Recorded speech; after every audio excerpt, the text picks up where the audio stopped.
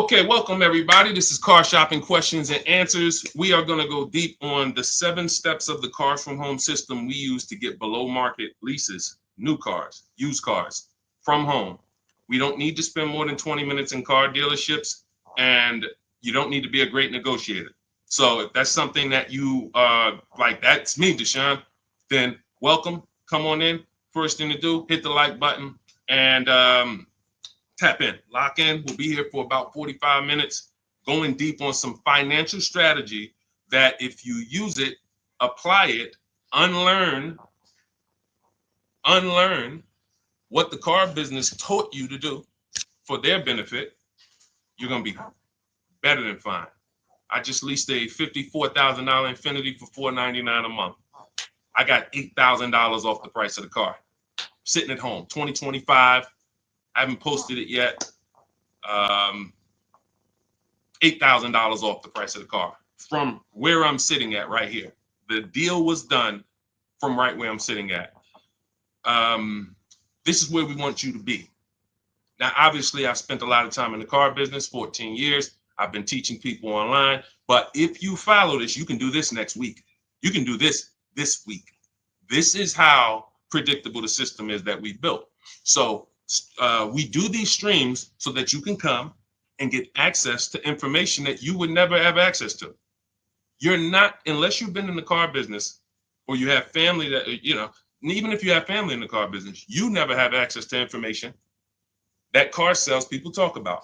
That's why we do these streams, so that you can have the insider perspectives on car shopping. How would and when you do that, see, the simple thing about this is just put dealers against each other. Stop negotiating one-to-one, which is what they want you to do, and let us show you how to negotiate one-to-many. When you start negotiating one-to-many, there's absolutely no way you can overpay, because you have put them against each other, created competition, and they start doing stuff they never would have did, like taking off big money because somebody wants to win.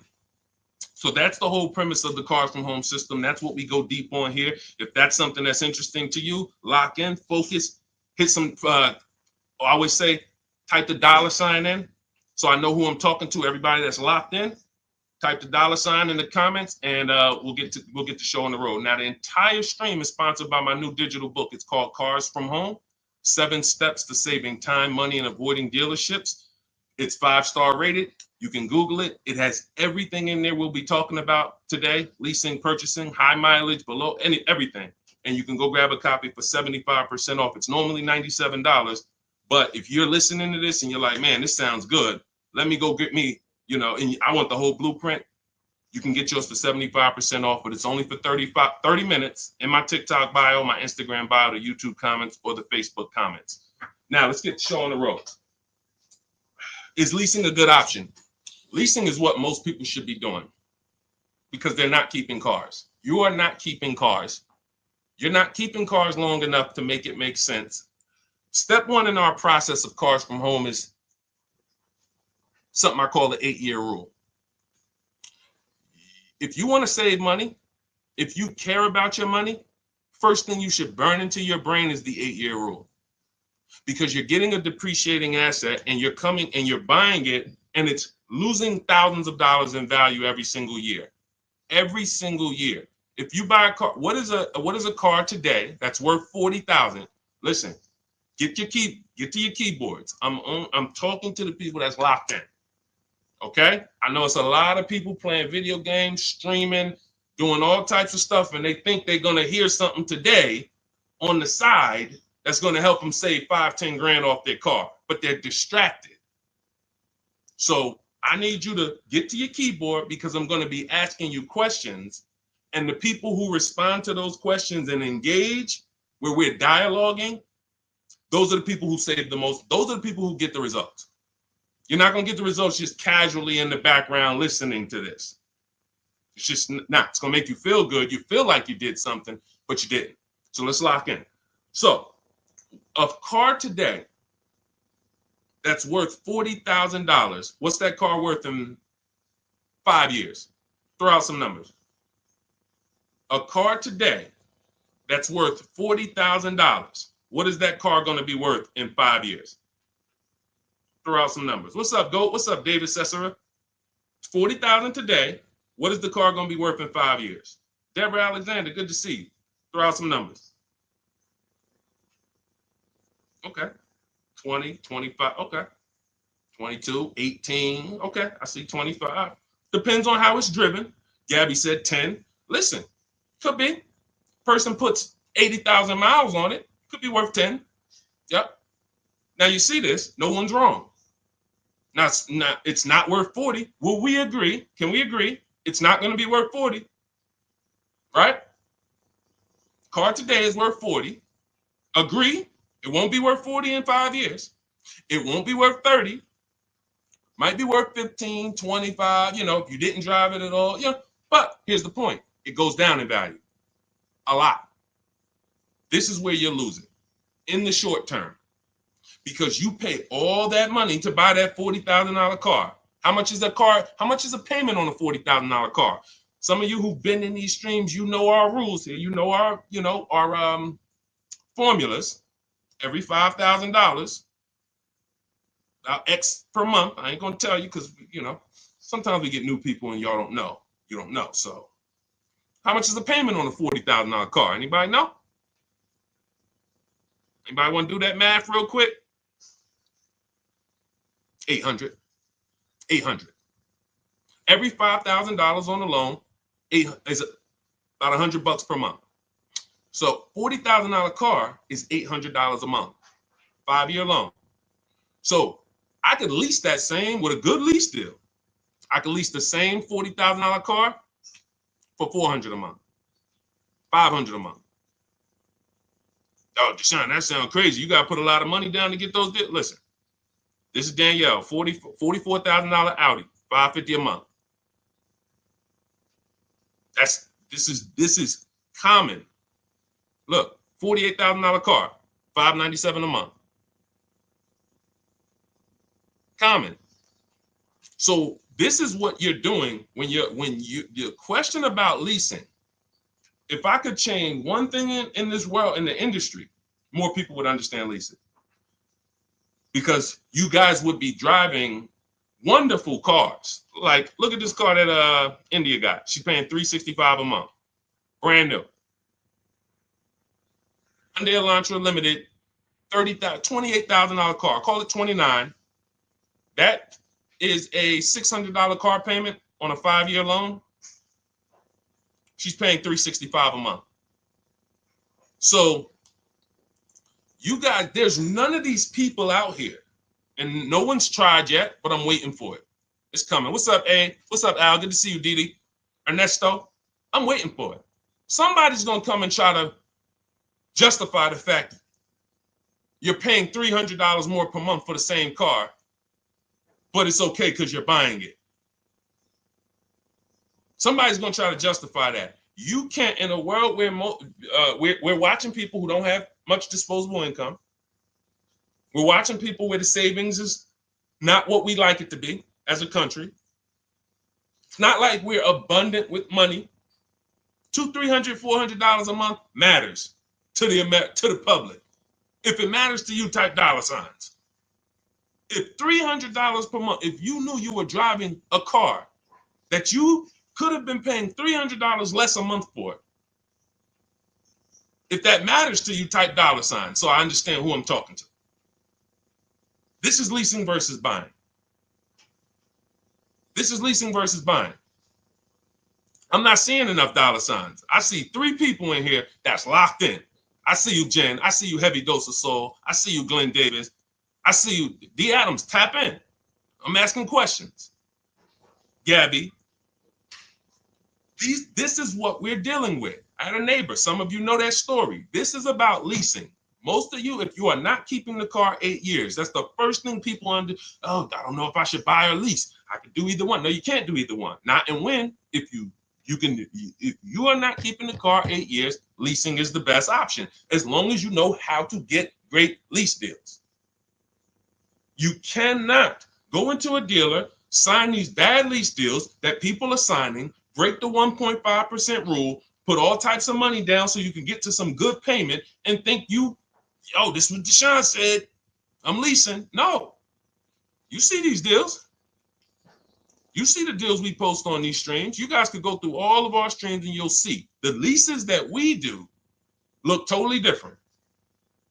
But this is the first thing you should be doing, is making a decision on whether you're going to buy or lease, because you're trying to decide, how am I going to beat depreciation?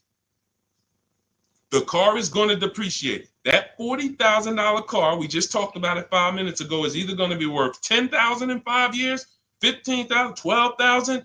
It's going to be worth, I'm losing $30,000.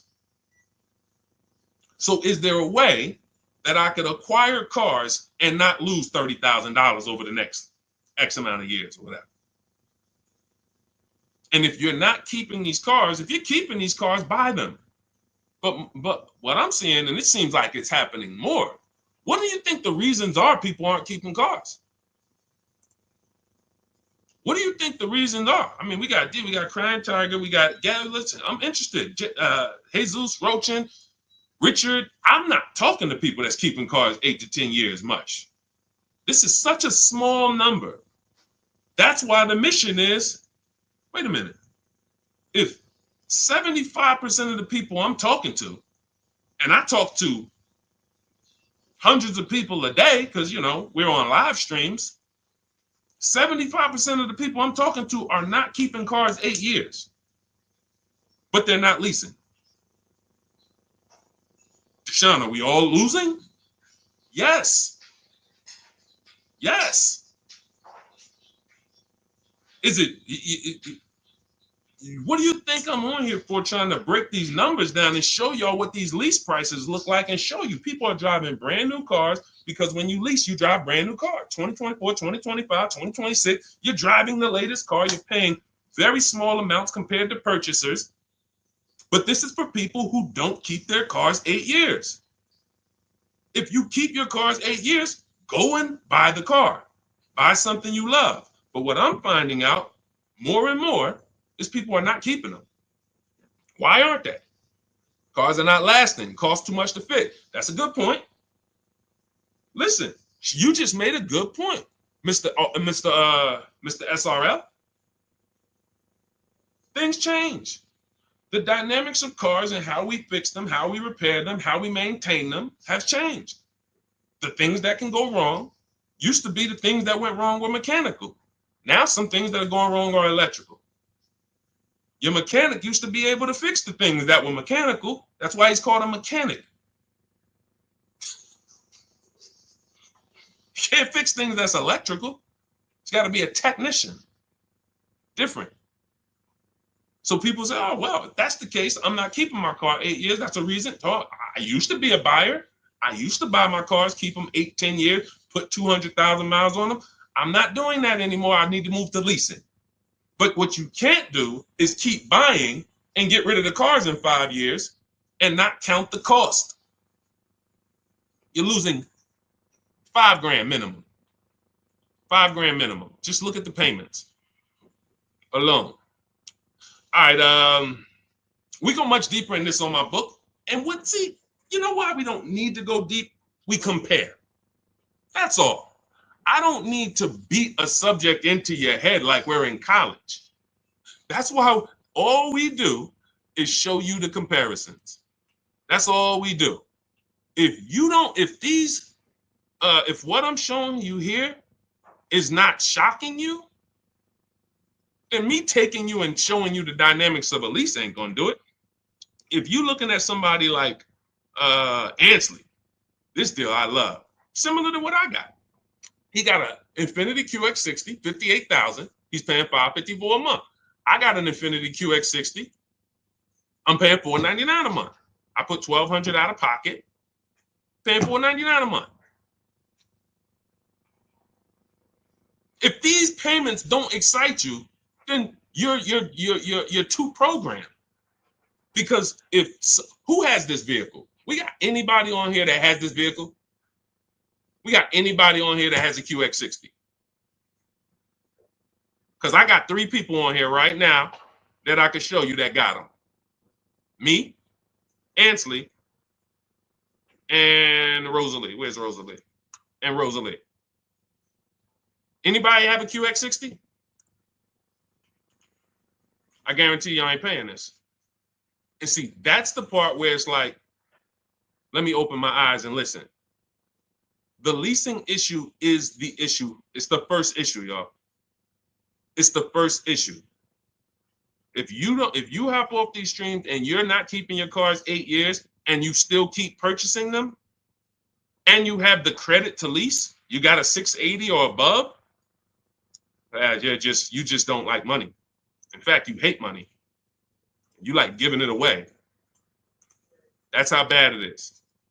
All right, let's go. We'll go deeper on that. Anybody has a follow-up question? I know all types of questions. Don't they limit you on lease mileage? Whatever y'all want to ask, we'll talk about it.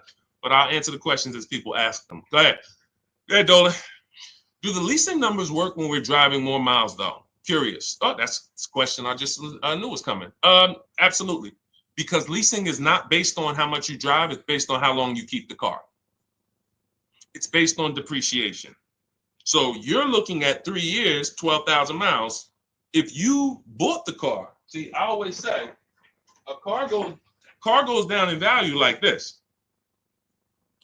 Your car is going to go down in value like this. It's like a sliding board. Every time when y'all think of the numbers for cars, because I want to get you out of this, they programmed you. They have programmed you to focus on what you're buying, not what you're paying. I'm going to say that again. That was a bar. They have programmed you to focus on what you're buying, not what you're paying. You're more excited about the car than the deal. We got to move into being excited about the deal. So this is what I want you to think of whenever you think of a car. What is that, John? This is the loss of value. Your car is worth this today. It's going to be worth this in 3 years. Now, that money, look at the people who lost money on Tesla. It's coming back now because politics have come in and legislation. So, there's legislation that came in and created Tesla. There's legislation that came in and saved Tesla or made Tesla more valuable. But prior to this, Tesla was losing value worse than almost any other car. So you bought a Tesla for 50 grand, forget it. That Tesla was worth, it was so bad. So bad. They had to get, so if you own that car and you paid cash for that car, you couldn't even trade it. Imagine paying 50 grand for a car and then you go and trade it in 2 years and they tell you it's only worth 20. Like what? That's depreciation. The more you drive, the more you depreciate the car. So when you drive like this, people say, well, Deshone, I shouldn't lease because I drive too much. No, you got to realize this. If this is your normal depreciation, somebody like you, Deshone, I'm driving 20,000 miles a year. You're depreciating your car even more. And so God comes in when I worked at Hyundai. He was the first person that I ever saw that had a high mileage lease. First person I ever saw. I see you. Shout out to Only B. Thanks for sharing. Appreciate everybody who shares. When I never seen it before. Guy comes in, he's returning his lease. He has like 72,000 miles on his Hyundai. I'm like, wait a minute. You leased this? He's like, yeah, I'm in sales. I used to buy my cars. I just was spending a ton of money. And, I started leasing, never doing anything different. So I got to see this. So I'm doing this paperwork to return. I look, his payment is not even $200 more per month than the normal, let's say a normal Hyundai Sonata, great deal back then, might have been $300 a month, $325. His payment might have been $475, $500, something like that, $525. It wasn't like $700. So he's only paying $200 more per month, but he gets to drive as much as he wants to drive. He had a 25,000 mile a year lease. And when he got it home, when he was done with it in 3 years, he didn't have to worry about, resale and negative equity, because that's the high. Anyone who drives more than 18,000 miles, I want you to type HM, high mileage. Some of the hardest deals, because they would come into the dealership. I remember, especially when Uber took off. When Uber took off, we had all these people coming into the dealership with 200,000 miles on their Honda Accord, 250,000, 300,000. That's not the bad part. It's the fact they still owed money. They still owed $12,000, $15,000, $9,000, and it was horrible. And all they had to do was either lease or shorten the point is, it's what I call pushing the losses to the back. You don't escape the 8-year rule because you drive a lot. You don't and I've been really thinking about this the last couple of days, because now that I see this leasing thing is a problem, the way I've always known it was. Trust me, when I saw Dave Ramsey and I saw some of these viral videos, I knew it was a problem. I just didn't know the magnitude. There's 17 million new cars sold a year in America. That number should be like 30. Because the 40 million used cars, and out of those 40 million used cars we sell every year in America, at least 10 million should be leases. At least 10 million should be leases. People that are out here buying their cars, new or used, not keeping them 8 years, all of those should be moving to the new car market as a lease. So that 17 million new cars we sell every year should be like 27 million, because more people should be leasing. And, we're going to, with the help of the Holy Spirit, by the grace of God, do our part to try to move that needle and try to get people to see. Not leasing is costing y'all so much money. We can't even get to the negotiations yet. We've been on this train 20, 22, 23 minutes. We can't even get to negotiations yet, because I got to hit this again hard.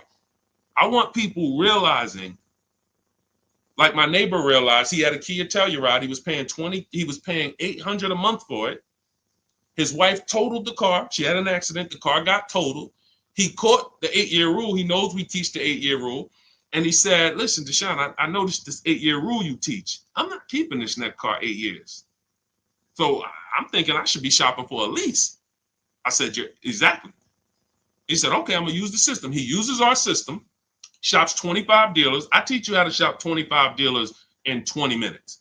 So for a new car or a lease, we have a different system for used cars, but he uses our system. His payment's $479 on his brand new Kia Telluride. Let me ask you a question.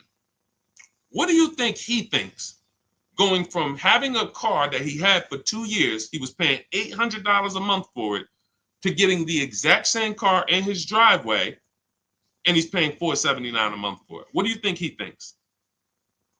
You think he's sold on leasing? You think he's sold? Do you think he needs any convincing when he literally looks out his window, he sees a truck, same truck was costing him $800 a month, and he's a negotiator. So he's not a guy who just went in and laid down. He's a negotiator. He's paying $800 a month, changes his structure, is still able to drive what he wants, and now he's paying $479 a month. It's not a question. It's not even a question. All right. So we've established, if you're not keeping your cars 8 years, you should be shopping for a below market lease, not a regular lease, below market lease. That means you can't pay everything. You can't pay what the commercials say to pay. What's up, Josh? What's up, Big Lou? You can't pay what the commercials say to pay. It's not a deal. So when I say below market leases, you're going to hear me why does, I noticed, Deshone, you always say below market leases that we need to get. It's the only leases. If you go out there and you pay the prices, what's up, Angel? You pay the same prices that they're charging the most of your fellow Americans, then yeah, nothing that I say is gonna make sense because they're charging y'all so much for these leases you don't know how to get. There's some people, you know how bad it is. Every now and then I'll hear somebody, they'll DM me and say, Deshone, I was trying to lease at the dealership. They told me that I should just buy the car because the payment to buy is going to be pretty much the same to lease. That's it, because you're getting a horrible deal. Hey, tell me I'm getting a horrible deal without telling me I'm getting a horrible deal. Payment to buy is the same to lease. I'm charging you so much money on this lease that the payment to purchase it is about the same. So why don't you just purchase it? So we can't compare deals that they put on commercials to what we're talking about here. You can't compare none of that with down payment money. You see Ansley, no down payment. He got a 1% lease. And for those of you who don't know what a 1% lease is, that means you look at a brand new car, and after you get your best offer, it's 1% of the MSRP. That's a 1% lease. You're looking at a $40,000 car, you get all your offers, $400 a month, you make your deal, or less. That's a 1% lease. $80,000 BMW, $800 a month, or less, 1% lease. So I always say, you can't get a 1% lease without having a great system to make sure you find a dealer to take off the most money, but you also need the lease program to be there. So depending on the lease program, your lease is either going to be a 1.5, that's the threshold. See, no, you know how many people didn't know that they had bad lease deals until that's the reason we created the 1.5% rule. Add up all the payments. So it's about knowing two things. If I'm not buying a car, if I'm not keeping a car 8 years, I should be shopping for a lease. And once I made that decision, now I need to get a below market deal. And it's the same to you purchasers. You just because you're purchasing don't mean you can go out here and you can pay these prices they're charging people. I got $8,000 off the Infinity that I just got. I could have purchased that. You do realize that. If you get $8,000, look at this. Look at Kimberly. Some of you know Kimberly. $20,000 off her Maserati deal. Look, $20,000 off with Kimberly. Now, Kimberly saves 20 grand off this Maserati. She's paying $944 a month for a $91,000 Maserati. Now look at this. This was one of her quotes. It wasn't her best quote, but it was one of them. She could have purchased this.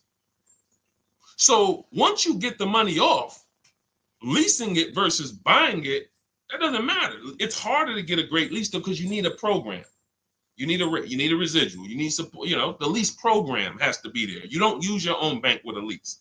Use the dealer's banks. So, but for those of you who are purchasing, if you don't think, because we spend so much time talking about leasing, because we got to educate people on leasing here, that you out here purchasing, oh, Deshone, I'm good. Would you bet me $1,000 that you got the best deal you could have gotten? No, I probably wouldn't. Mama Lynn, what's up, Robert? That's my question to you. Would you bet me $1,000 that the car you got, if you're going to do it your way? I have no problem. Look, if you think you can do it your way and save more money than what we would say, doing it the Cars from Home way. If you're like, okay, Deshone, I know you're showing me all these people, you're saying we got thousands of people using this system and all that, but I still think I could do it. Okay, would you bet me $1,000 after you make your deal? Bet me $1,000 that we can't get a better deal than that. Who would take the bet? Would you take the bet? That's why you need to go get the Cars from Home system. In our book, everything we teach is in blueprint form, step by step. That's why the book is called Cars from Home. 7 steps to saving time, money, and avoiding dealerships. Because you don't need to be in deal. It's literally it's the master blueprint to saving time, money, and avoiding dealerships. That means I want all the money off that I can get, and I want to do it as quick as I can do it. That's what we do. Now that book's normally $97. You can Google it. When you go to the page, it's $97. We have a welcome offer though, where you can get your copy for 75% off. And that's for 30 minutes. So after 30 minutes, the price does go back to $97. So you want your copy, go to my TikTok bio, my Instagram bio. There's a website there. Click the link, or go to my Instagram, go to the YouTube comments or the Facebook comments and click the link, and that'll activate your click the button that says 75% off Deshone's new book. And it'll be in your inbox as soon as you pay. Screenshot the thank you page, and you'll have my support team's email just in case you have trouble getting the book. Sometimes you type your email wrong, no problem. But you'll also have on that page is the link to open the book. As soon as you pay, you can open it, save it. If you can't guarantee me that the cars you buy, you're willing to place a bet that no one can get a car for less than that, then that means you have buyer's remorse. That means you have price anxiety. And we want to eliminate that. How do we eliminate that? Multiple offers. It's the simplest prescription for your problem. Deshone, I'm worried, man. I'm worried I'm gonna get scammed. Multiple offers. Deshone, I'm worried I'm gonna overpay. Multiple offers. It's the solution. Now, you may not know how to do that, and that's where Cars from Home comes in. We believe we have, until someone else can prove us wrong or show more result than us, we have the best system in the world for multiple offers on new cars, used cars, and leases. That's what we're known for. But, if what we did was harder, it'd still be worth it. See, if saving money and guaranteeing that you got all the money off on a car you could have gotten in the whole market, not from one dealership, in a 100-mile radius, is there any dealer that could have saved me more money? If the answer is no, whatever I need to do to guarantee that, it would be worth it. If I had to take 12 hours, 20 hours to guarantee that when I got my car, I didn't overspend. I could have saved $5,000 if I did that. I need to guarantee that. Even if it was hard, I would still do it. Financially savvy people would still do it. If there was a way for you to make sure you did not overpay for a car, but it took a lot of time, financially savvy people who care about their money would still do it. I'm telling you, we got a system where not only is our system guaranteeing we're paying less than everyone else, not only the things I'm teaching you to get multiple offers from dealerships, guaranteeing it's quicker too. I got this Infinity lease. It took me 90 minutes from front to back. Now I'm an expert. I'll admit that. I'm in the car business. Deshone, of course, you've been in the car business. You're the teacher. Of course, you could do it in 90 minutes. Okay, but you could do it in 3 hours. Over a week, 2 weeks, maybe 3 hours, 4, put it in, boom. I saved thousands of dollars from my living room. And next time you get the car, it's not going to be 3 hours. It's going to be 2. And then the next time you get your family a car, it's going to be 90 minutes. And next thing you know, you're just as good as me and everybody who's been using our stuff for years. This is the easy way. And maybe it's things that sound too good to be true, probably are. It's no way, Deshone. How you mean to tell me we could save more money off the cars than we've been saving, and we don't have to spend the 3 days in the dealerships? That sounds a little too good to be true. Well, here's the results. Here's the results. Read it. Don't hear it from me. Of course, y'all know I could do this. Look at Zafrina, $579 a month, $65,000 car. Only use the scripts. I got all the email scripts. You just copy and paste them. You ain't got to worry about what I'm going to say. Deshone, what? Am I going to be face to face? Do I have to remember stuff? You ain't worry about none of that. We don't even talk to car salesmen. We copy and paste our way to deals. When we're shopping for a used car, we're doing everything online, narrowing our used car search down to our best top 5, but we're narrowing it down based on service, based on title history, based on, you should be narrowing your used search down in that 100-mile radius based on title, service, accident history, and then looking at making sure there's no bogus fees. Only fees that should be on a used car: tax, documentation, and motor vehicle fees. That's it. 14 years I worked with dealerships. I never had a dealership that had a fee other than those 3 fees. So if anybody says, oh, used car hire, what fees you charge? Tax, documentation fee, DMV, motor vehicle cost. That's your title, that's your registration, that's your plate. That's it. When you hear these people say, oh yeah, we got a prep fee, we got a mandatory $1,400 service fee, and then we got the low jack that we put in there, you're gonna pay $800 for that. We would never be in a dealership finding that out. We always are verifying that from home so that nobody has the opportunity to waste our time. Because while you getting in that car to go see that dealer, to go look at that used car that has all these fake fees that they're going to hit you with when you get out there, the car that is the best deal right here, that you looking, it's like, okay, well, that car is $200 more per month. I mean, $200 more. All right, I'm going to go to see this one. But you don't realize this one is the scam car. That one doesn't have any fake fees. And the only way you would understand this is to verify the fees before you visit, so that when you get there, you already know I'm leaving with this car. Whenever we are going to look at a used car, we know we have done all the work at home to know, unless this car drives funny, I'm making this deal. Because I've done everything. People say, yo, if somebody do that on a used car for me, I'm just walking out. And you're walking back home and you're going to start shopping all over again. I see you, Princess Kiki. Thanks for double tapping the screen. Thanks to the people who always like the broadcast. You're going to go right back. So you didn't lose. I mean, you didn't win. You lost there. You let someone waste your time, and you let somebody put you back into the market when you could have made a phone call, verified fees, and just didn't waste your time. Oh, y'all got that many fees? No problem. Do y'all negotiate? No problem. Let me move on to the next one.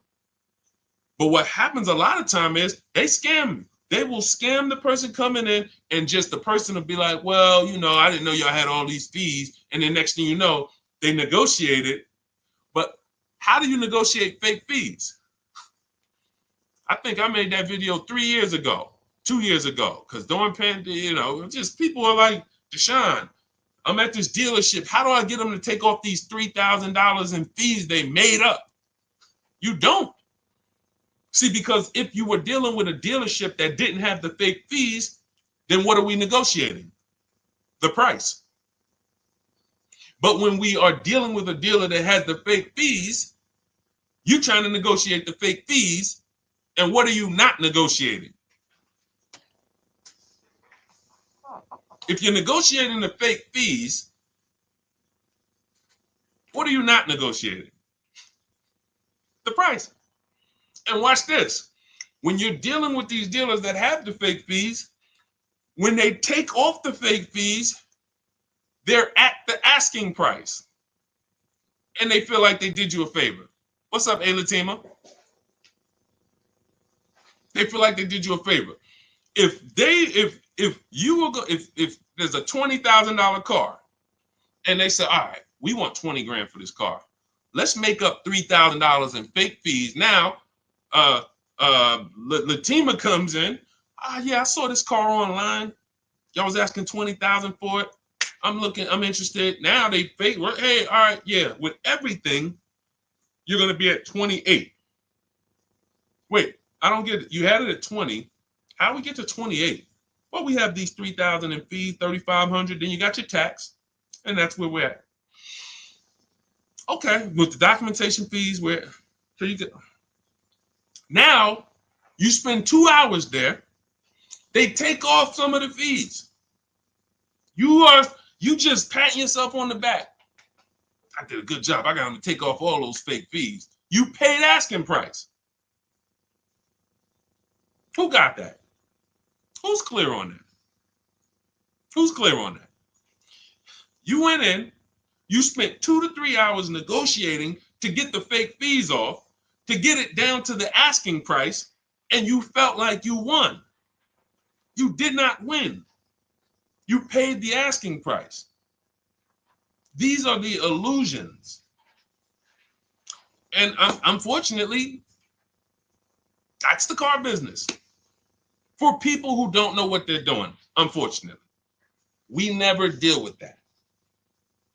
You see what I'm saying? I just laid out exactly what we do to make sure we never encounter that. Now, as much as I've laid that out in social media videos and streams and all types of stuff, the car business, no. It's a bunch of people don't know who the heck I am. Bunch of people here, your friends out there shopping right now, you ain't shared a broadcast with them. You never shared my page with them.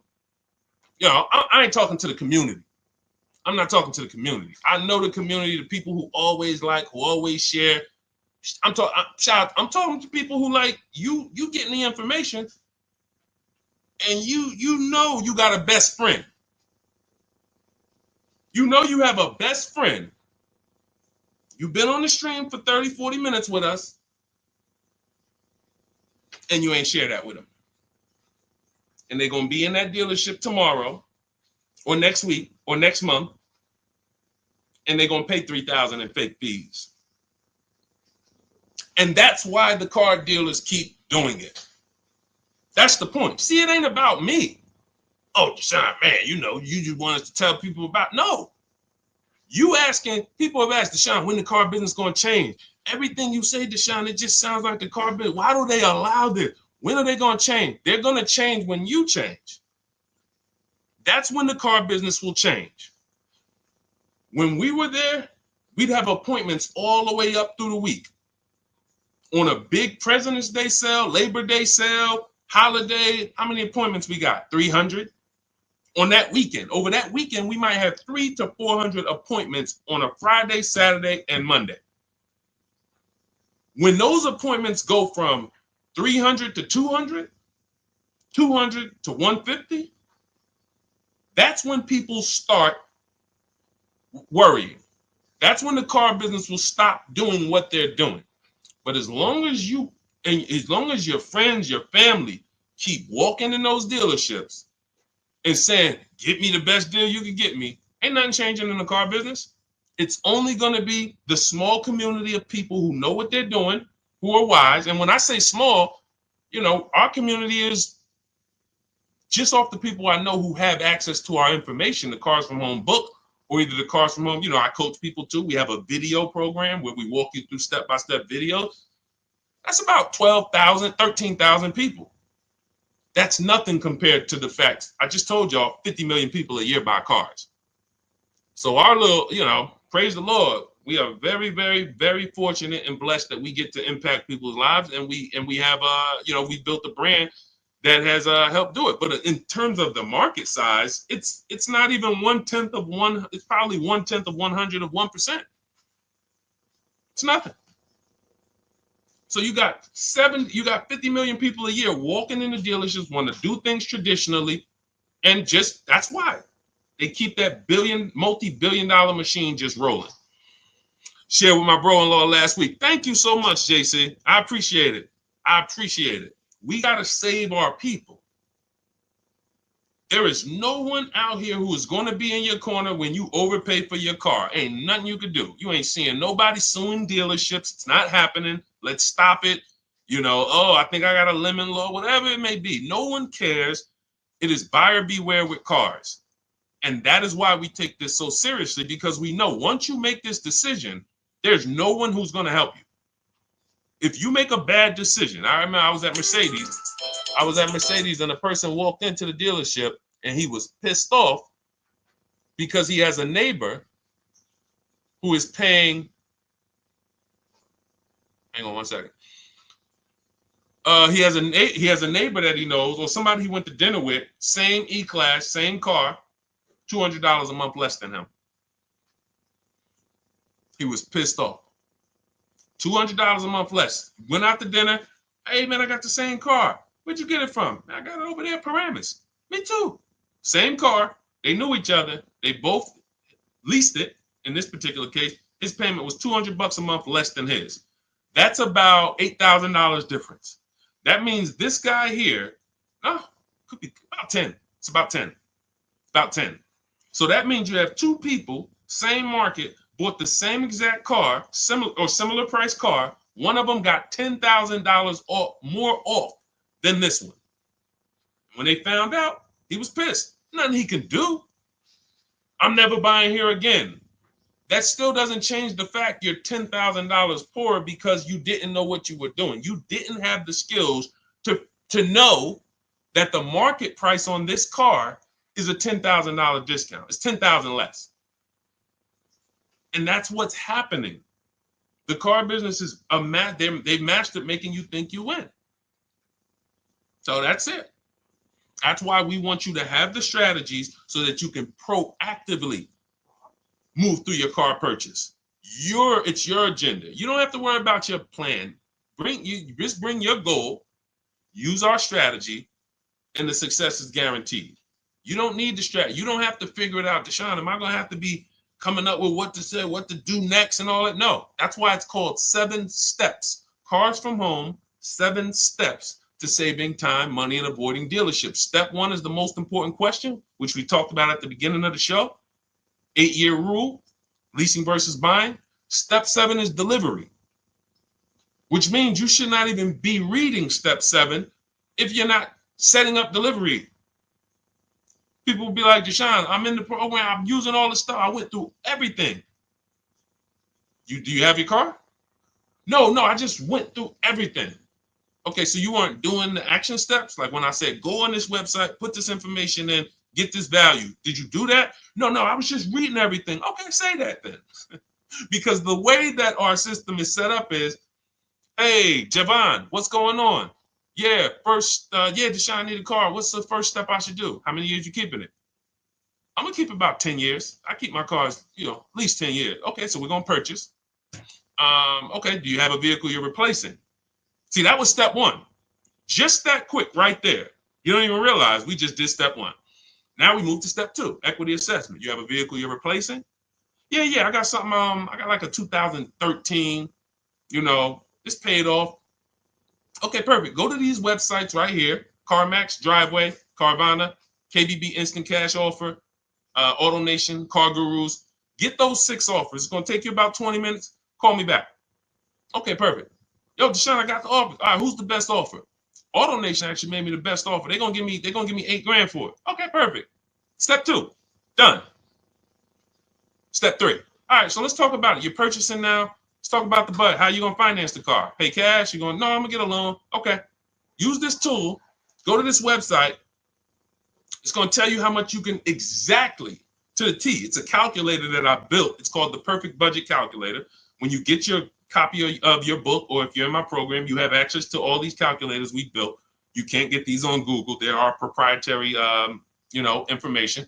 And that's going to tell you exactly how much you can spend with tax, fees, everything. It factors in the tax. You put your state. It factors in the down payment. It gives you multiple goals, and you're going to know you're going to have up to between 4 to 6 goals of purchase prices well below your max budget. That's how it is. I could do a perfect budget calculator in about 60 seconds. Tool. Now, before we built that calculator, it was manual. But once we built, we used to actually have to walk you through that process. Now it's literally calculator, 30 seconds. That's step 3. Now I know what I can spend. So what I just told y'all, half of our process in preparing to go into the market, it takes seconds. That's why those step-by-step videos or the book is broken down into things you should be doing. This isn't math class. This is like action steps. Do this, do this, do this. Congratulations, you got your car.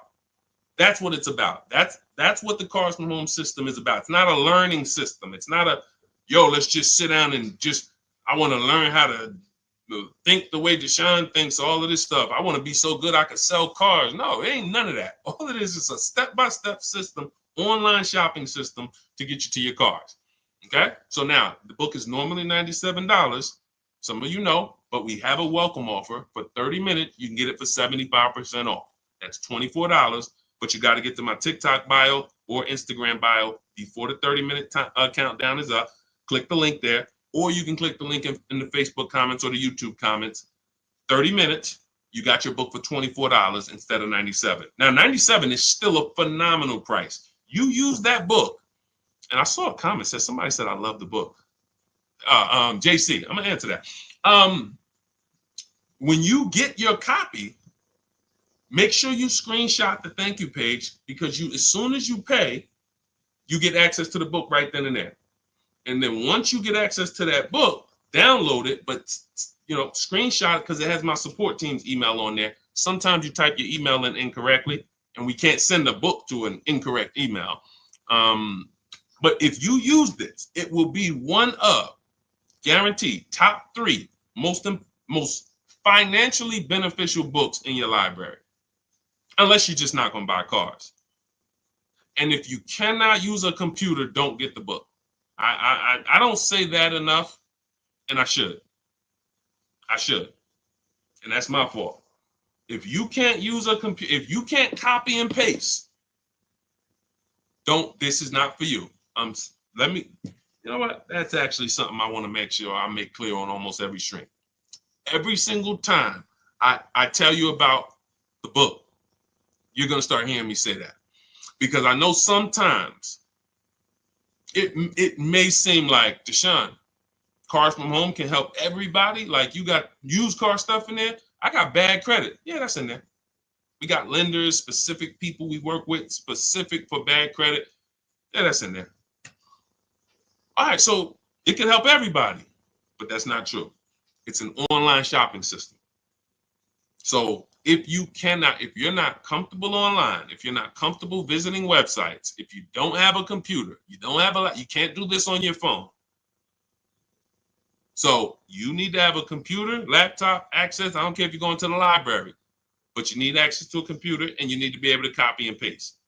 If you can do that, then yes, Cars from Home, 7 Steps to Saving Time, Money, and Avoiding Dealerships will be one of the most valuable digital books or books you've ever owned. You get 5 cars. Imagine you get 1 car. Imagine if you're getting a Maserati and you save 20 grand. Some of you might even, 10 grand, 7 grand. You might just be happy with, doing a deal like Tiffany. Tiffany got 6,500 off. She used it. I got so many people, American seniors.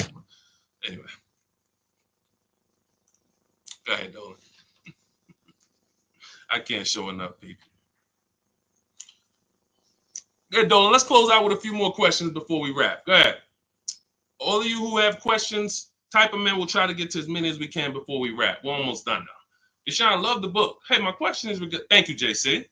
My question is regarding how best to answer the question when doing the equity check. Oh, wait. My screen just went off.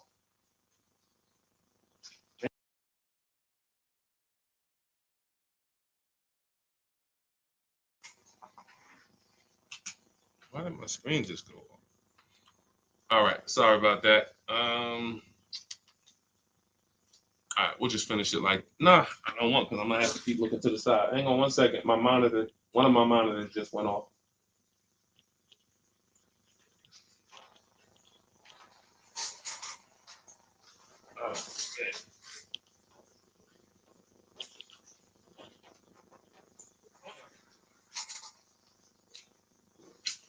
Okay, this is going on me.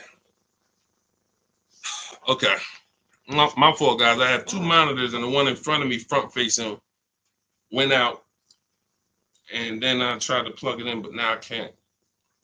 My camera's in front of me. My camera here then. And let's see if we could do it like.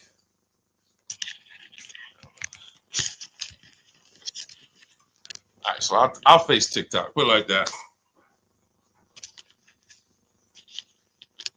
Okay, so I got to look this way because your question's on this screen, JC. So hang on. When doing the equity check on the car buyer sites, when they ask if I have a loan, lease, or own, I always put own. because there's nothing, none of those other questions should affect the value of the car.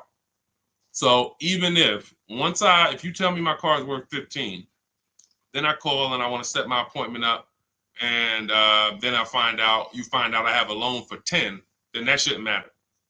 That shouldn't matter at all. How does that change the value of my vehicle? And why I really put own is because on leases, they have something in the way they do leases where they don't know which lease brands allow them to, which lease brands have a third party restriction. There's two ways we sell leases. We're either going to sell them direct to the highest bidder, or if it has a third party restriction, then we're getting dealers to bid, because they will not let you sell directly to Carvana or CarMax, but you can have dealers bid. And I have a system, I have a strategy in my book and a script where we talk to a used car manager, we get multiple offers, and we'll get our equity that way. But a lot of people, that's where they give up on their equity, when they have a third party restriction. But JC, to answer your question, that just put own, but that's why those forms can be a little tricky. And I think we avoid everything by just putting own. Tell me what the car is worth. If I owned it outright, what's your offer? Makes it very, very simple. Go ahead, Dolan. Okay, what's the best strategy for someone with bad credit and need a vehicle? What a pre-owned vehicle but be ideal, or a new one? I want to be able to keep it over 6 years. Or over 6 is not over 8. So I would say if you are going to keep it for over 6 years, then you should not be purchasing. You shouldn't plan to purchase long term. You should plan to set yourself up for a lease. What's up, Moses? What's up, Seth? That's what you should be doing. Plan to set yourself up for a lease, because it has to be 8 years. See, I think sometimes, and I'm gonna start saying 8 to 10, but I'm not gonna call it the 8 to 10 year rule, because that just doesn't have the same ring to it. It's the 8-year rule, but I'm gonna start saying 8 to 10. If you're not keeping your car 8 to 10 years, you shouldn't be purchasing. If you're purchasing, you're overpaying. You should be shopping for below market leases. What's up, Seth? What's up, WM? And the reason I'm saying 8 to 10, because I think some people, they'll say, well, I'm keeping it 6, 7. So I think that's close enough. No, it's not. It's not. It's 8 minimum. Minimum is 8. The minimum is 8. And so if I had bad credit and all right, I'm not keeping my car 8 years, I'm trying to set myself up for a lease. So what am I going to do? Get an inexpensive car. I have a strategy in my book we call the smart car, where we're only looking to get an inexpensive car that we can drive, $10,000, $12,000 loan that we can, because that's going to be affordable. It's going to be about a $250 a month payment. And we need to establish that payment history, because nothing gets you approved for a lease like on-time payments on a car. If the bank sees you've been paying $250 a month for 2 years straight, when you go to jump up on a car to a $400 payment, it matters. So credit score and car payment history make a huge difference in getting approved. That's the smart car strategy. That's in the book. That's in the digital book, Cars from Home. So you would be setting if you have bad credit, you're either going to buy for the long term and then refinance the loan when your credit's good. Welcome, Lamont. I see you. Welcome to the community. Thank you for the follow. When you have bad credit, I'm either going to, let's just say I'm a keeper. I'm not a lease person. I do not plan on I'm keeping my cars 8 to 10 years or more. So I'm not shopping for a lease at all, but I don't have the credit. My mission is to get a great price on a car. You can spend a little more according to your budget, because you need to get a great car. You're going to pay more for the loan. That's normal. But we use a company like Limbuzz. We have entire strategies that we roll out for people with bad credit in the book. So the most important thing for the long-term purchase is to get a quality car, because you can refinance the loan. You can't change the car. So if I got a nice car,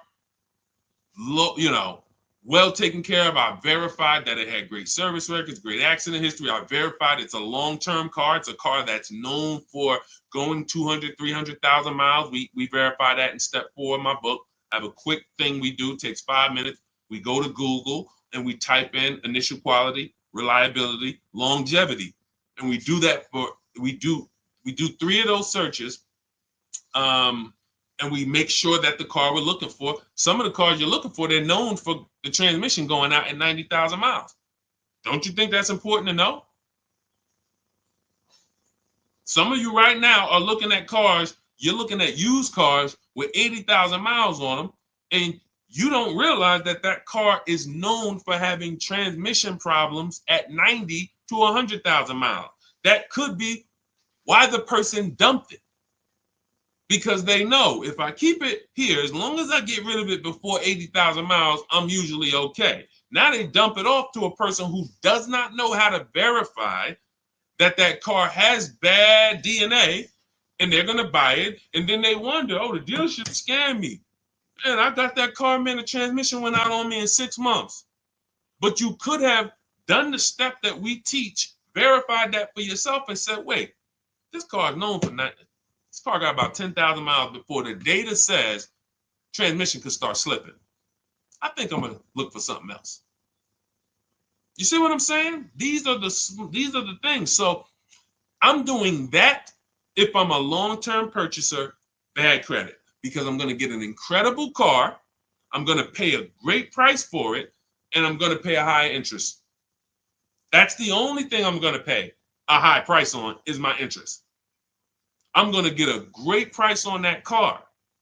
And that's where bad credit people, and that's where personally, a lot of people with good credit, you get confused because you're confusing the monthly payment with the price of the car.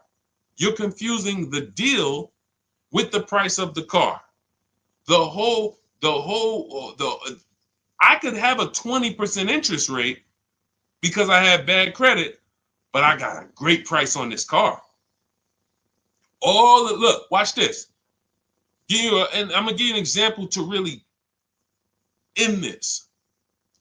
If I got bad credit and I walk into a dealership and they're having a going out of business sale, we're going out of business. Everything's 50% off today. What, everything? Every car in the showroom, 50% off. Really? Wow, that's interesting. I'll take this one right here. It was 40, but I can get it for 20. Yep. Okay. Let's write it up. Everybody agree that's a great deal? Would everyone agree that's a great price for a car? 50% off. But we go into a dealership. Can you agree? Type agree. Because this is a big point we want to make about how these things relate. Especially for some of you you don't have good credit. You need to detach your loan from your car. Okay? So we agree. Okay, I see you, Tina. I see you, Joe. I see you, Danny. I see you, Gabby. Thank you to the engaged people. I'm always look. I love the engaged people, man. Yo, because I gotta tap people and tell them like you ain't gonna save 10, 15 grand off no car working with Deshone, and you playing video games while we talking money over here. Like I'm getting the information. I hear you, bro. No, you don't. No, you don't. So we agree, 50% off, going out of business sale. All right, so I got this car. It was 40. I'm paying 20 for it, brand new car, but I need a loan. I'm gonna call up some banks. Hey, what's your credit? 500. But I need a loan on this car. All right, well, what kind of car is it? Well, it's brand new. It's brand new car. It's $20,000 loan I need. When they see the value of the car is 40 something, they say, what? This is an incredible deal. But I have bad news for you, though. I mean, we could approve you, but it's going to be 22% interest because you have just a lot of derogatories. You got a lot of, no problem.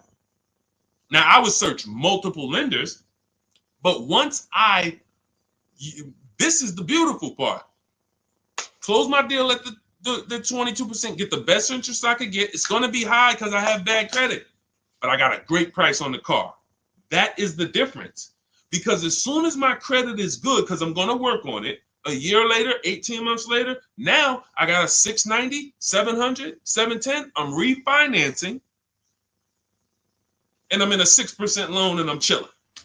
I got an incredible deal on my car. Now I got the loan to match the deal and it's a wrap. Type dollar signs if you understood that. Type a dollar sign if you understood that. That is the separation of the price of the car from the loan. If you have bad credit, that's how it works in any case. But for bad credit, that is how you need to be looking at it. Just because I'm seeing dollar signs. Did y'all not? What about that wasn't clear? Tell me what about that, y'all. We need to go back over again. Tell me what about that we need to go back in. Okay, thank you, JC. Thank you, Gabby. Thank you, BB. Okay, Jason. Thank you. Okay. We're seeing some dollar signs. So, all right. That's the name of the game. You get half off a car, half price, incredible deal. I got a car, it was a going out of business sale, but I got a 500 credit score. So on that price, I got to pay, when I got my loan, I got to pay 22%. So I got a bad loan because I got bad credit. Great price on the car, though. That is how you need to move. And when you get there, that means you've separated. There's I call this 3 pillars of great car deals. 3 pillars of great car deals. Who you buy your car from, who you get your loan from, who you sell your old car to. Only way, you got to get a great deal, all 3. That's why when you go in and you buy a car from a dealer, you get a loan from them, and you trade your car into them, you might not realize you just gave them 3 transactions. So if that's you, I'm sorry. I'm the bad news first person, but you're getting bad deals. You can't get good deals mixing 3 transactions together because you're not shopping any of them. You're not bidding out any of them. We bid out all of them. Whenever you buy a car, you give a dealership a transaction. When you trade your car into them, which we don't like to use that word because what you're actually doing is selling your car to them, that's a transaction. And when you allow them to get you your loan, that's a transaction. So those 3 transactions, you should be bidding out. In the Cars from Home system, what we teach you in our digital book, 7 Steps to Saving Time, Money, and Avoiding Dealership, what you learn, for those of you who want to work with me and shop together, you can hit the button that says Shop With Me. And when you go to our bios or go to the links in the comments, and you will see that you can bid out every single thing. So when you get the people who I can guarantee you're not getting good deals are the people who you're giving the dealers multiple transactions at one time, which means they have negotiating money from your old car. They got money to play with from your loan. They got money to play with from the car you're buying. They got 3 pools of money to move around and play with, move money from here to here, do a 3-card Monty where, all right, I'm going to show you this on your trade-in, but it's really coming from this. You're giving them 3 transactions. We have to separate, break from that, and start to bid out each one. I'm bidding out my loan. When you get the digital book or if you're in our course, you understand the bank bidding war. Credit bureaus allow you to have multiple lenders access your credit in a short period of time. Great shopping. We do it in 48 hours, 24, 48 hours. I named the people we sell our cars to. We get bids. We don't trade. We sell our cars to cash buyers, big companies that cut checks.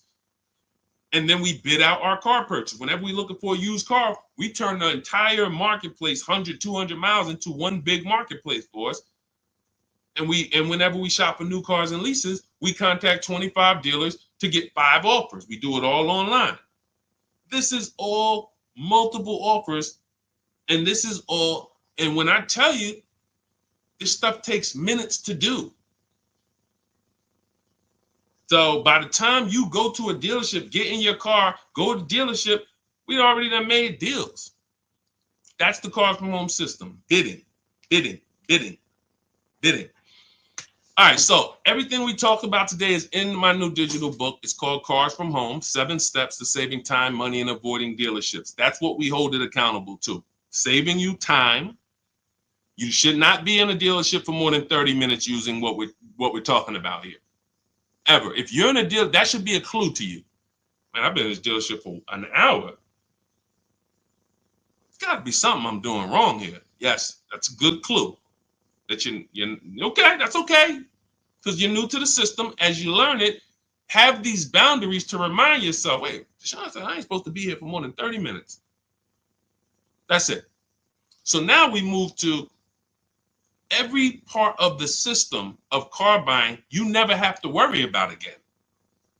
You literally, when you come to Cars from Home, you grab your digital book, you no longer need to come up with plans on how you're going to get great car deals or how you're even going to get a car or how you're even going to, you don't have to be anxious anymore because you actually have a plan written by a former car salesman who's been a manager who knows the ins and outs of the car business. So you're following a plan written by an insider of how to work with the people inside.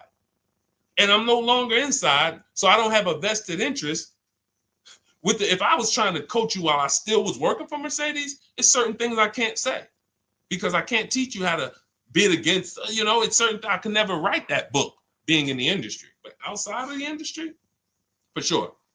Competition is how you're going to save prices, and that's how we're going to save time. Competition. And I want to end with this because some of you tend to overthink. You're overthinking. Everything we're teaching you to do is to start buying cars and shopping for cars the way you shop for everything else in life. If you really consider that the biggest indicator of how different what I've been talking about over the last hour versus how you've been shopping, just look at how you shop for other items on Amazon. Look at how you shop at the grocery store. When you compare, look at how you compare. You're good at it. You can spot a deal on Amazon quick. You have your system. You can go into the supermarket and you have your system for seeing what's the items we're getting this week. You're comparing. Those of us who know how to do things and buy stuff,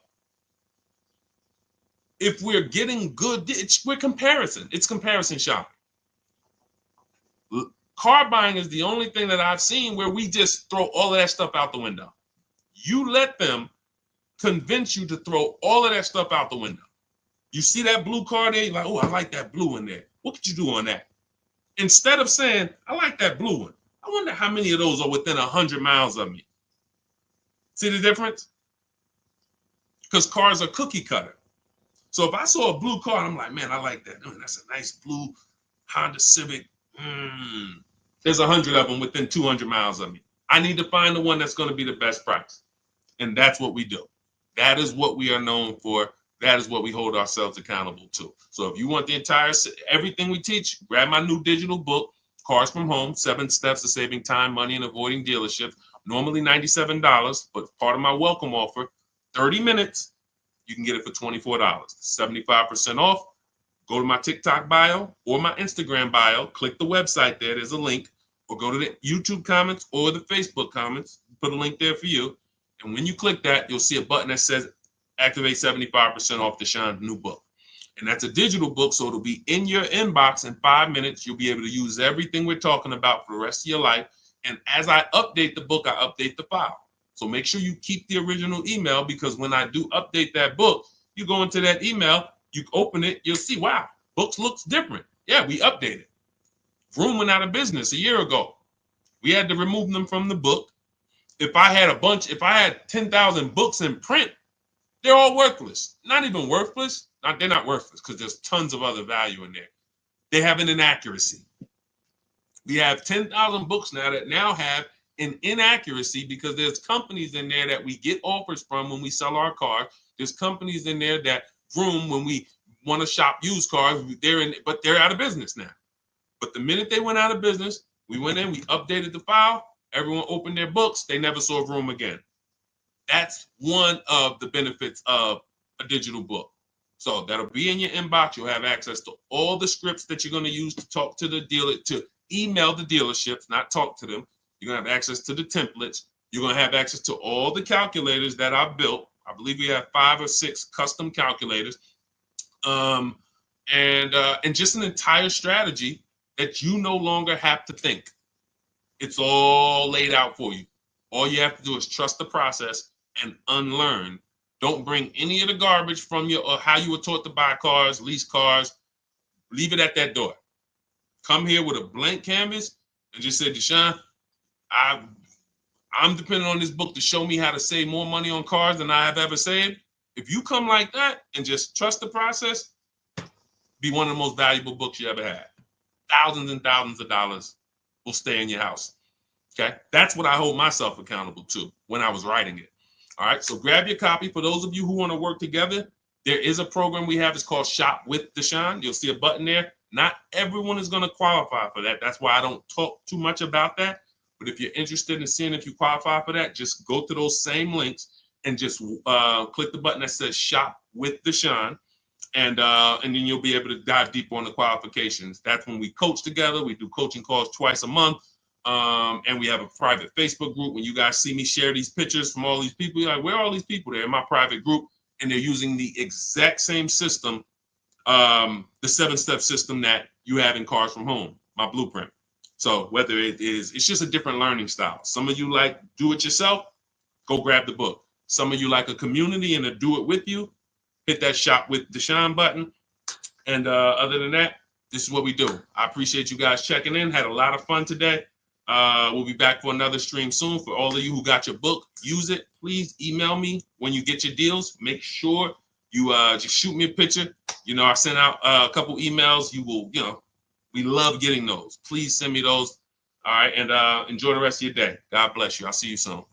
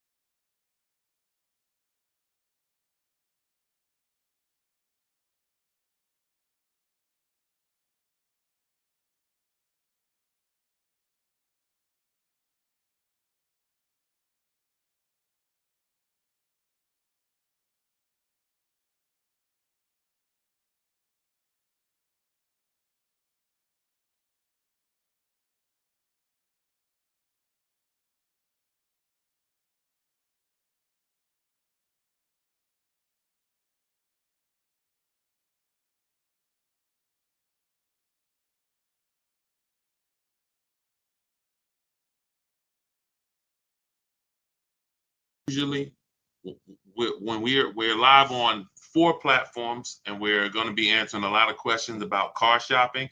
If you don't get your questions in early, they might not get answered. So start typing your questions now. And good to see you, Corey Duncan, Renee, and we'll get to as many questions as we can. As I said, I'm known as Deshone, the Auto Advisor. I spent 14 years in the car business. Now I teach you the steps you need to know to get below market car deals from home. Whether you're a great negotiator or a bad negotiator, when you know what you're doing, you'll pay less than everyone else. And that's what I like to make sure you know. So start typing your questions in. Everything I'll be teaching today is out of my new digital book. It's called Cars from Home, 7 Steps to Saving Time, Money, and Avoiding Dealerships. You can get a copy for 75% off as part of our welcome offer in my TikTok bio, my Instagram bio, the YouTube comments, or the Facebook comments, but it's only for 30 minutes. Normally it's $97, worth every penny, but if you get there before 30 minutes, you got your copy for $24. Okay? All right, Dolan, start putting the questions up. Let's get to as many as we can. Start typing your questions, everyone. We are live. We are live. And let's see.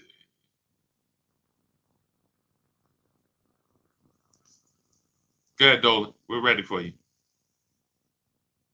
Okay, who would you recommend?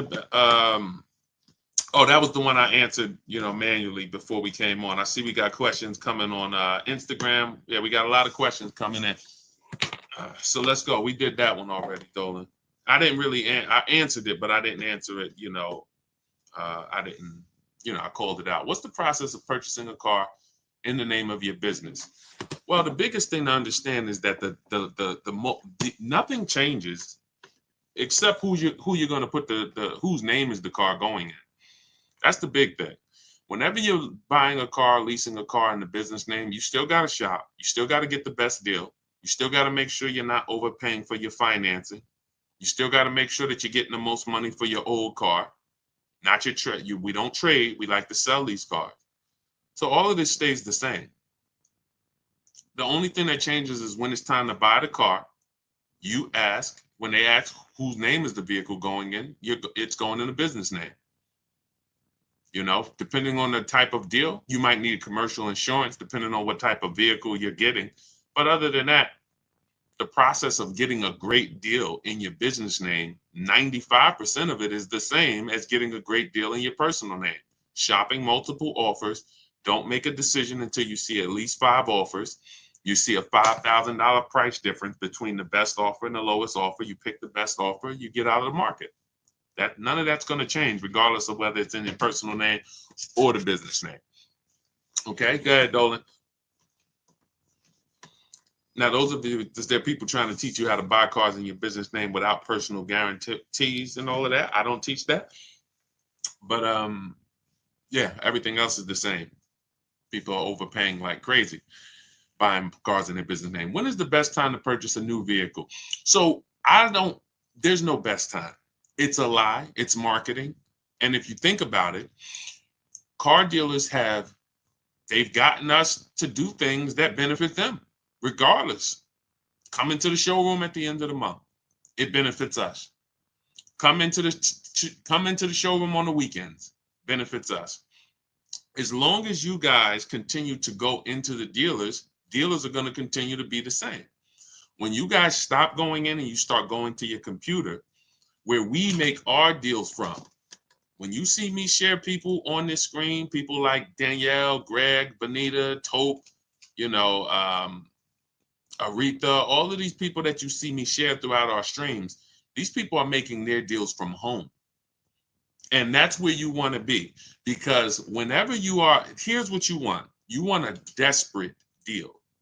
You want a deal that the dealer makes because they're desperate. They need to sell a car. They need to hit a unit. That's the only reason why they're giving you such a big discount. I just got an Infiniti the other day. I leased it.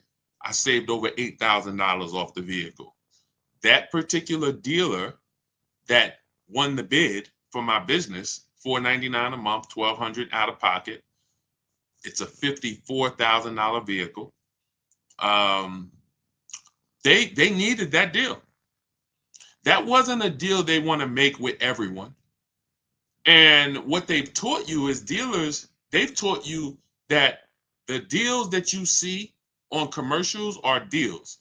No, they're not deals, because no dealer wants to give away a car where they make no money over and over again. Dealers only do these deals because they're desperate and they need to hit their numbers. That means that they're not giving you a better deal when there's 200 people in the showroom. Why would that? You know what I'm saying? What's up, Joey Cantu? Good to see everybody tapping in on TikTok. Shout out to everybody double tapping the screen. Thank you. Shout out to everybody hitting the likes. And shout out to everybody who's hitting the share button. We appreciate you helping us spread this mission.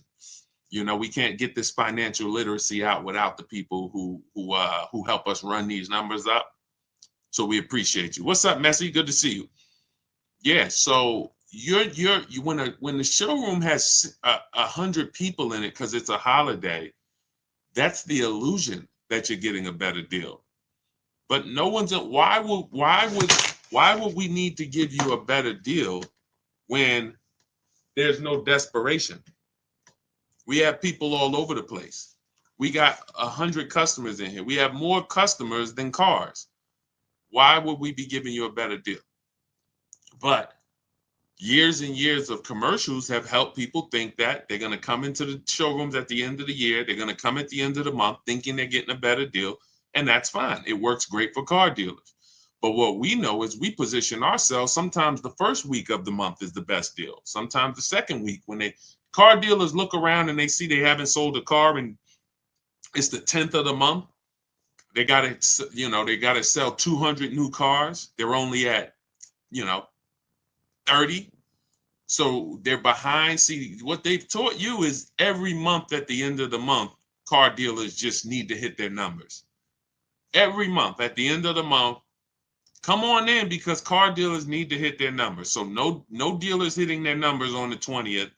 No dealers hitting their numbers on the 25th. It's all coming the end of the month. Does that make sense? You get what I'm saying? Type a question mark if you're starting to think this doesn't really make sense.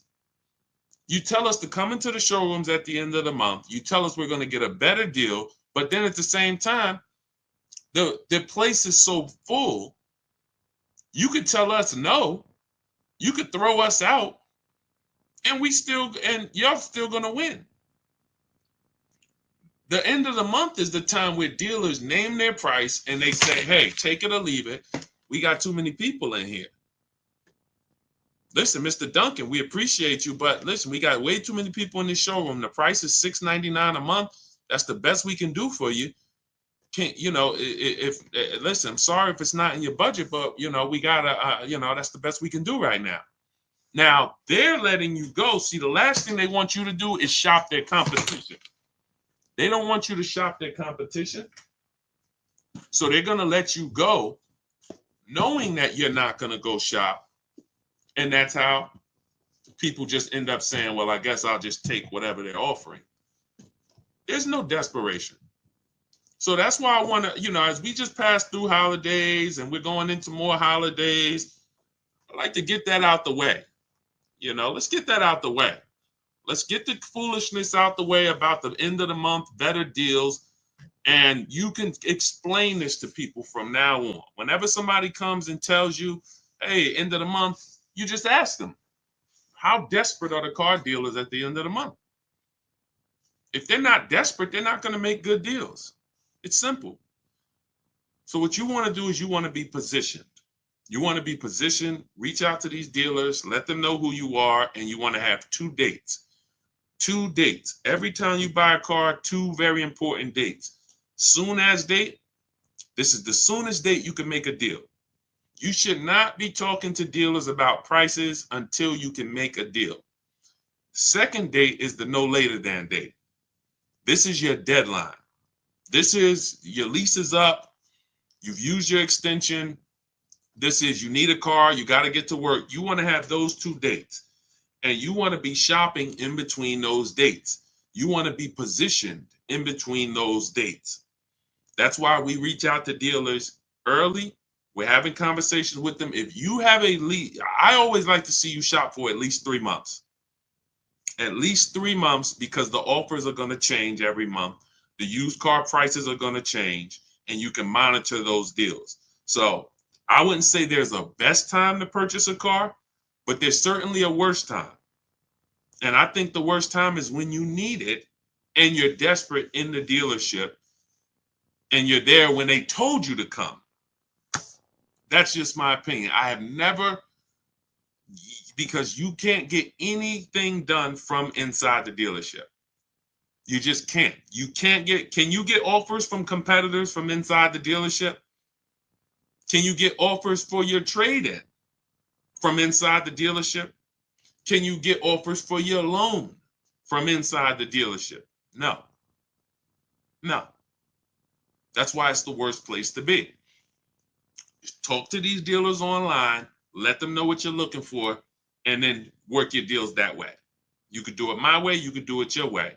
But stop going into these dealers talking these numbers, because you just have no control there. Okay? But don't fall for the crap. It's marketing. It works. Come on, Dolan. Let's let's get some more in. Keep typing your questions, y'all. Let's see how many we can get to. Is the Jeep Grand Wagoner a good buy? I would type that into Google. Any vehicle you wanna buy, type it into Google. Type in 2024 Jeep Grand Wagoner Wagoneer initial quality. You should do this for every single vehicle that you're going to get. Type in Jeep Grand Wagoneer initial quality. Type in Jeep Grand Wagoneer reliability. Skim those articles. If you see anything that says less than average reliability, that's a red flag. You know, anytime you see things where people are complaining, this is initial quality tells you what people are saying the first 90 days. Reliability tells you what people are saying the first 3 years. That's what you want to know. For those of you who are buying new cars or leasing new cars, you want to be checking initial quality and reliability. For those of you who are buying used cars that you plan to keep for 8 to 10 years or longer, you want to be searching longevity. Longevity. 2018 Kia Optima longevity. Always put the specific year. And this 5 minutes is going to save you from having a vehicle that's in the shop every 90 days because you didn't check to make sure that it was a good vehicle. I'm not talking about making sure you get a good used vehicle. Some of you know, if you're not new to the stream, when we get a used vehicle, we always make sure we're getting a good title, good service records, great service records, good accident history. But we're not, but that doesn't determine if the vehicle has something we call bad DNA. Transmission problems. 80,000 miles, transmission's going to start slipping. Half of the people are going to have problems. Welcome, Day. I see. Welcome to the new followers. I see you. Shout out to the sharers. Thank you to everybody who hits the share button, continues to help grow this community and help get this information out. We appreciate you. But that's what you want. Every vehicle that you want to be looking at, get into the habit of doing this 5-minute check. This is actually in step 4 of my book. In my book, I break down the entire shopping process into 7 steps. And that's for new cars, used cars, leases. It's 7 steps. And step 4 is a step I call shopping, not buying. This is when we're deciding what we want. See, you have been taught you should just buy. You have mixed shopping with buying. You go in to shop, you end up buying. This is not strategy. You don't want to go in. Shopping is deciding what you want. You're about to make a 5-figure transaction. 5 figures. Every one of you, for the most part, some of you may be getting cars under 10 grand. Some of you may be getting cars over 100 grand. But for the most part, most of you are about to make a 5-figure decision. And you're not spending enough time shopping. You're not spending enough time deciding what you want, which is why I continually get these DMs. Deshone, I got a vehicle. I had it for a year. I want to get out of it. Well, no vehicle is made to be purchased and then replaced a year later without losing a lot of money, 20% minimum of what you paid. Get people who pay cash, they don't do this. So go ahead. I know I went off on a tangent there, but I think you got to go. You do those checks: longevity, initial quality, reliability. Each vehicle, type in the year, type in the make, type in the model. Initial quality is the 90 days. Reliability is the first 3 years. Longevity is going to tell us what's happening with that vehicle in the long term. Transmission, engine issues, things of that nature. Okay? Get in the habit of spending that 7 or 8 minutes to check those things, and you don't have to ask people about their opinions on cars because we just don't have enough information. 60 million cars are sold a year. It's probably 100,000 Jeep Wagoneers out there. There's just not enough. No person has enough information to tell you whether that's a good vehicle or not. Okay, but Google definitely does. Go ahead, Dolan. All right, keep typing your questions, everybody. Good to see you, Paul. Good to see you, Lily. Good to see you, B. Haynes. Is it better to lease first and buy out? We never want to buy out our leases because the benefits of leasing are clear. Low payment, cents on the dollar. Let me show you what that looks like. So you look at Raphael. Raphael's driving a $46,000 Jeep Grand Cherokee. She's paying $549 a month, no money down. That means that's an incredibly low lease deal. It's a 1.19% lease. Some of you who lease may be familiar with the 1% rule. If your monthly payment is 1% of the MSRP or less, it's a steal. Incredible value. You're driving an expensive car for cents on the dollar. You look at somebody like India. India got a Hyundai. You guys can't see this on TikTok, but if you're on Facebook or YouTube or Instagram, you can see this. India got a 2024. She didn't like the lease program on the Corolla. She got a 2024 Hyundai Elantra, 36 months, $365 a month, no money down. That's an Elantra Limited. So it has all the nice features in it. It's not the base model. $365 a month, no money down. Some of you, you're better getting your child this instead of getting them a used car. You should be leasing them a car. But these are the benefits of leasing. Ansley, $58,000 vehicle, 2024. He's paying $554 a month, first payment down only. This is actually the same vehicle I got. I got a $54,000 one, $499 a month with $1,200 out of pocket. Infiniti QX60 Lux. I got the Pure, $54,000. So these are leasing. You drive a brand new car, cents on the dollar. The same car, some of you know, every $5,000 on a car loan is about how much per month? Let's see, who's new here? See if we got any people here that know the rules of what we teach, because a lot of what we teach here is principles. We do teach a lot of principles. Who knows every $5,000 on a car loan is about how much per month? We just want to drive the point home that you should not be on the fence about leasing or buying. I'm going to tell you why. We have a rule. It's step 1 in my book. It's called the 8-year rule. It says very simply, if you're not keeping your car, the next car you're shopping for, if you're not keeping it 8 years, you should be shopping for a below market lease. Thank you, Julie. $100. Thanks, Patricia. $90 to $100. Yes, MBG, $100. So when we say, see, part of the reason why people haven't learned about leasing yet is because they're getting bad lease deals. They're looking at these commercials. They don't know about below market leases that me and my people get. And they're judging those lease deals compared to a purchase. And that's why they're not leasing. So when you look at somebody like Ansley, this $58,000 vehicle, he's leasing it for $554. To purchase this same vehicle on a 5-year loan, he would need, thanks, Lori, I appreciate it. On a 5-year loan with no money down, he's looking at about an $1,100 payment or $1,200 on a 5-year loan. $58,000 vehicle, $1,100-$1,200 a month all day long. We're not even factoring in tax, but you know, he could have got a discount. Let's just say that's an $1,100 to $1,200 payment. There are people driving the same vehicle, no money down, $58,000 cars, they're paying $1,100 a month.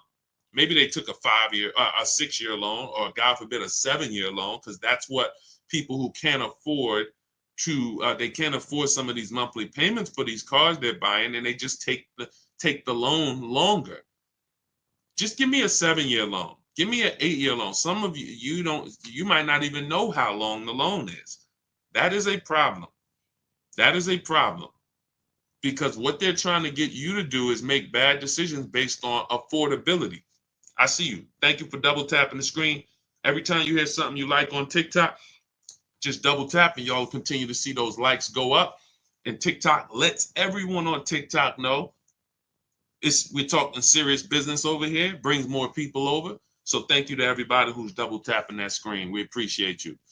But this is not even close. Leasing versus purchasing is not even close. Look at India's deal again.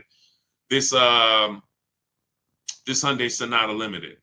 If that's a $30,000 vehicle, close to, let's say it's a $28,000 vehicle, that's a $500, almost $600 a month payment for 5 years. So when she's paying $349 a month, these are real differences. Real differences. So that's why we don't go. And now, again, to wrap up the answer to your question, see, you'd have to be switching. See, leasing is so good. You'd have to be switching your entire ownership philosophy to stop leasing and to buy out your lease, which is buying a used car. That's all you're doing. Whenever you lease, you're buying a used car. The only difference is it's your car. It's no different. When people would come into the store, when I worked at Mercedes, they would buy their lease out, or General Motors. They buy their lease out, and then we put the new plate on for them. They're not even excited. They just signed up for a 5 or 6 year deal, 5 or 6 year loan on a car they've already had for 3 years. They've already been paying on it for 3 years, and now they're signing up for another 5 or 6 year loan. What's the total? If you leased the car for 3 years, then you bought the car on a 6 year loan, how many years is that? This is why this doesn't make sense. You leased it for 3, and plenty of people around the country are doing this. They lease their cars for 3. We never do 4 year loans, 4 year leases. Never take a 4 year lease. You're paying too much for a vehicle you're giving back. But once you lease it, you go and you buy that vehicle. You just went from driving a brand new vehicle, cents on the dollar, like Jen, like Rosalie, like Zafrina, like Teddy, all of these people who are driving brand new vehicles, but they're not keeping them 8 years. So they're not tying up their money in them. They're not tying up their money in them. You go from driving brand new vehicles, paying cents on the dollar, to buying a used car. It's a different philosophy. That's why it's about, what are your reasons for buying your lease out? What I see is people just don't want to shop. People say, oh, my lease is up in 2 months. I'm just gonna buy it out because I don't feel like doing the whole dealership thing. That's not a reason. That's not a good reason to make a bad financial decision. I'm gonna buy, and some of you buying your leases out, you're not even checking to see if this is a good price. People are paying $20,000 to buy their lease out for a vehicle that they could find that same vehicle for $18,000. Or they're going over their lease mileage and then buying the vehicle out because they went over their lease mileage. These are all incorrect things. Choose your mileage wisely. Don't buy the lease. When your lease is up, you go get another lease. Oh, people say, Deshone, what do I do when it's up? You go get another one. I go drive a brand new Infiniti for 3 years.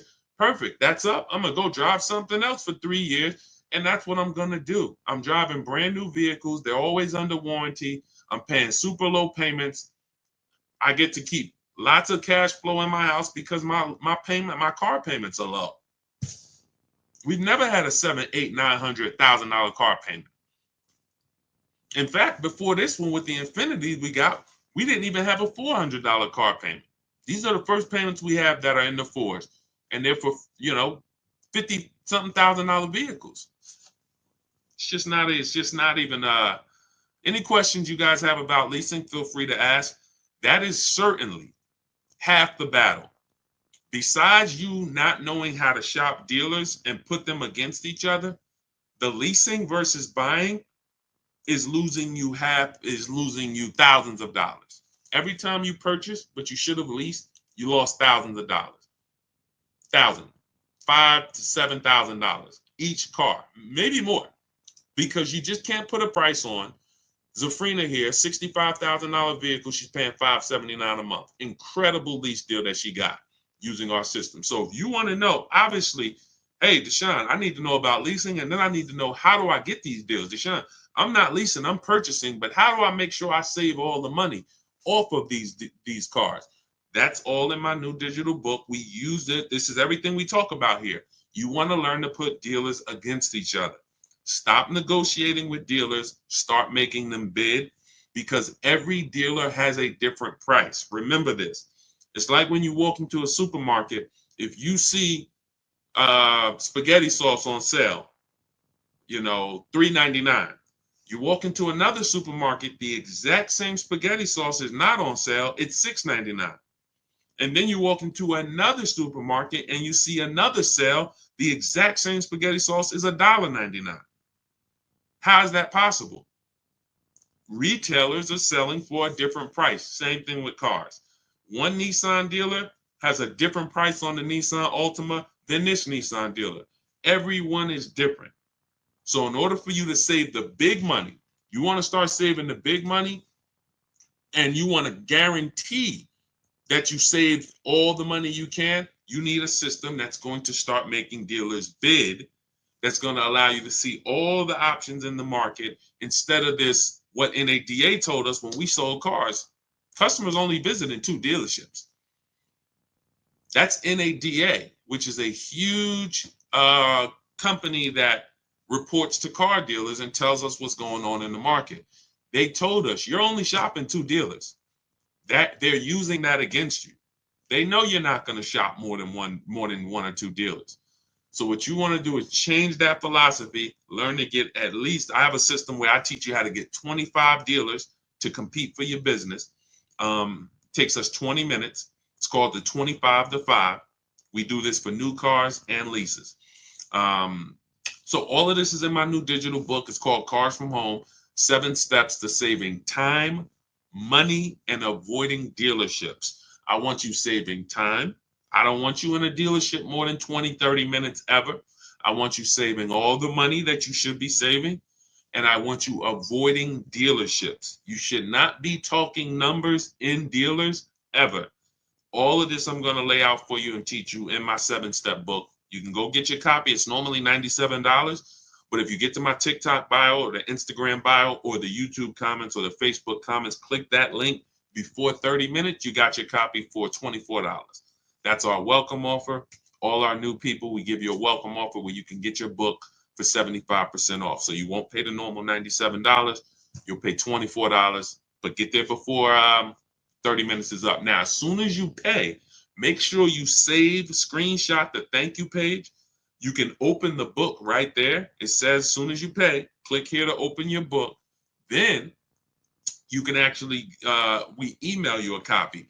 But sometimes you type your email wrong and we can't email you a copy to a wrong email. So you'll have my support team's email Monday through Friday. Reach out to them. If you don't see your book in the next minute, 5-10 minutes, reach out to them so they can get you your book. You have everything I teach step by step. That is the blueprint. And you can Google that book. It's 5-star rated very high on Goodreads. Thank you to everyone who's reviewed the book. We appreciate you. So go get your book. Come back to the broadcast. What's the lowest interest rate for a person with A1 credit right now? This is what I call feeling for the bottom. We don't want to do this because there's no way for us to know. What's the most I could get off of a BMW X5? What's the lowest I could get for this vehicle? The only way for us to know this is for us to shop the market and for us to allow people to compete and show us what they will offer us. We use a strategy for getting our loans called the bank bidding war. It's 3 rounds. 3 rounds. The first round is we're going to check to see, are there any special interest rates on the vehicle we're shopping for? So if we're shopping for a 2021 Toyota Camry, are there any special interest rates for certified vehicles? If we're shopping for a brand new Hyundai Elantra, are there any special interest rates for brand new Hyundai Elantras? 0%, 1%, 2%, things that no bank, no credit union would be able to touch. That's what we want to check first. Now, that's round 1. If there's a special interest rate, we don't need to shop anymore. If there's not a special interest rate, now what we're going to do, I have a tool in my book. It's called the Perfect Budget Calculator. It allows you to take the average interest rate. We tell you what the average interest rate is. You could take that average interest rate, Tell us what you want your payment to be. Tell us what your state is, how much down payment you want to do. And what we're going to do is that's going to create a bunch of goals for you. Who's ever been in a position where you're like, okay, I want to spend 30,000, 30,000, 30,000, and then you end up spending 32, 31. Type me if that's ever happened to you. Now, you can't negotiate the buyout on a lease. I haven't ever seen it. That number's set from the start. So what happens is when that happens, what you're dealing with is well, let's stay on the bank bidding war round 2. So once you have this tool, and again, the reason why, see, some of this stuff I invented. I'll give you the manual way to do anything that we do. Anything you want to try to do on your own, I'll give you the manual way to do it. We reach out to 25 dealers online. You could go and you can call around. I always tell you, ask for managers. Try to deal with only managers. If you don't want to talk to anybody, you use our system. But there are tools that we've created that no one else uses because we made them. So in my book is something called the Perfect Budget Calculator. That's going to give you multiple goals. It'll tell you if you get a 5-year loan, you want to do no money down, this is what you can spend on a car. And it takes into account the taxes, the fees, because that's where it usually gets you. You go in, you're looking at a $30,000 car, you didn't factor in those taxes, you didn't factor in those fees, right? Next thing you know, they're like, oh, well, you got $3,000 in taxes and fees. Our calculator factors in for that early, and it tells you if you want to be at this payment, no money down, 5-year loan, that this is the state you live in, you can't spend any more than this on a car. And then it gives you other goals. And your max goal is going to be a 6-year loan with money down, using equity at your monthly payment. See, the reason why you're going over budget is because you don't have any goals below your max budget. I'm going to say that again. Type a $ if you understand. When you go into the dealership or you go shopping with your max budget in mind, you're usually always going to go over. What you need is multiple goals below your max. Once you have multiple goals below your max, now you can actually go in and start to look, can I find a vehicle for $23,000? Nope, I can't. All right, then I got to go up. Can I find something for $27,000? Nope, I can't. $28,000. Now your max budget might be $31,200, but we're not going there yet. And that's how you want to raise your budget. You never want a car salesman raising your budget for you. You want to raise your own budget. And in order for you to do that, you have had to set it. So I created it's called the Perfect Budget Calculator for those of you who are buying, purchasing cars. You plug that in, it's going to be your best friend. Now I have lease calculators and calculators we use for leases, calculators we use for used cars. But this is the stuff that when I say I want this book to be the most valuable book you own, top 3 most valuable books you own, I mean it. Those calculators alone are worth the price of admission to get your book. Okay, but we always, so once you find your vehicle, now we remember this. Never let anyone access your credit with a hard pull before you find your car. Welcome, Ray-Bans. Welcome, Janet. I shout out to the new followers. Thanks, Lori. Never let anybody run your credit with a hard pull before you have found your car. Once your credit is accessed with a hard pull, there's something called the rate window. The credit bureaus allow you to shop competitors. You can call, once you make your deal, you can call Bank of America and say, hey, give me an offer. Navy Federal, give me an offer. Chase, give me an offer. TD, give me an offer. You can let all these people run your credit. And at the end of the rate window period, it takes us 2 days to do it. it's going to have the same effect on your credit score as one hard inquiry. So when you go out and you find your car, you make your best deal, don't take the car.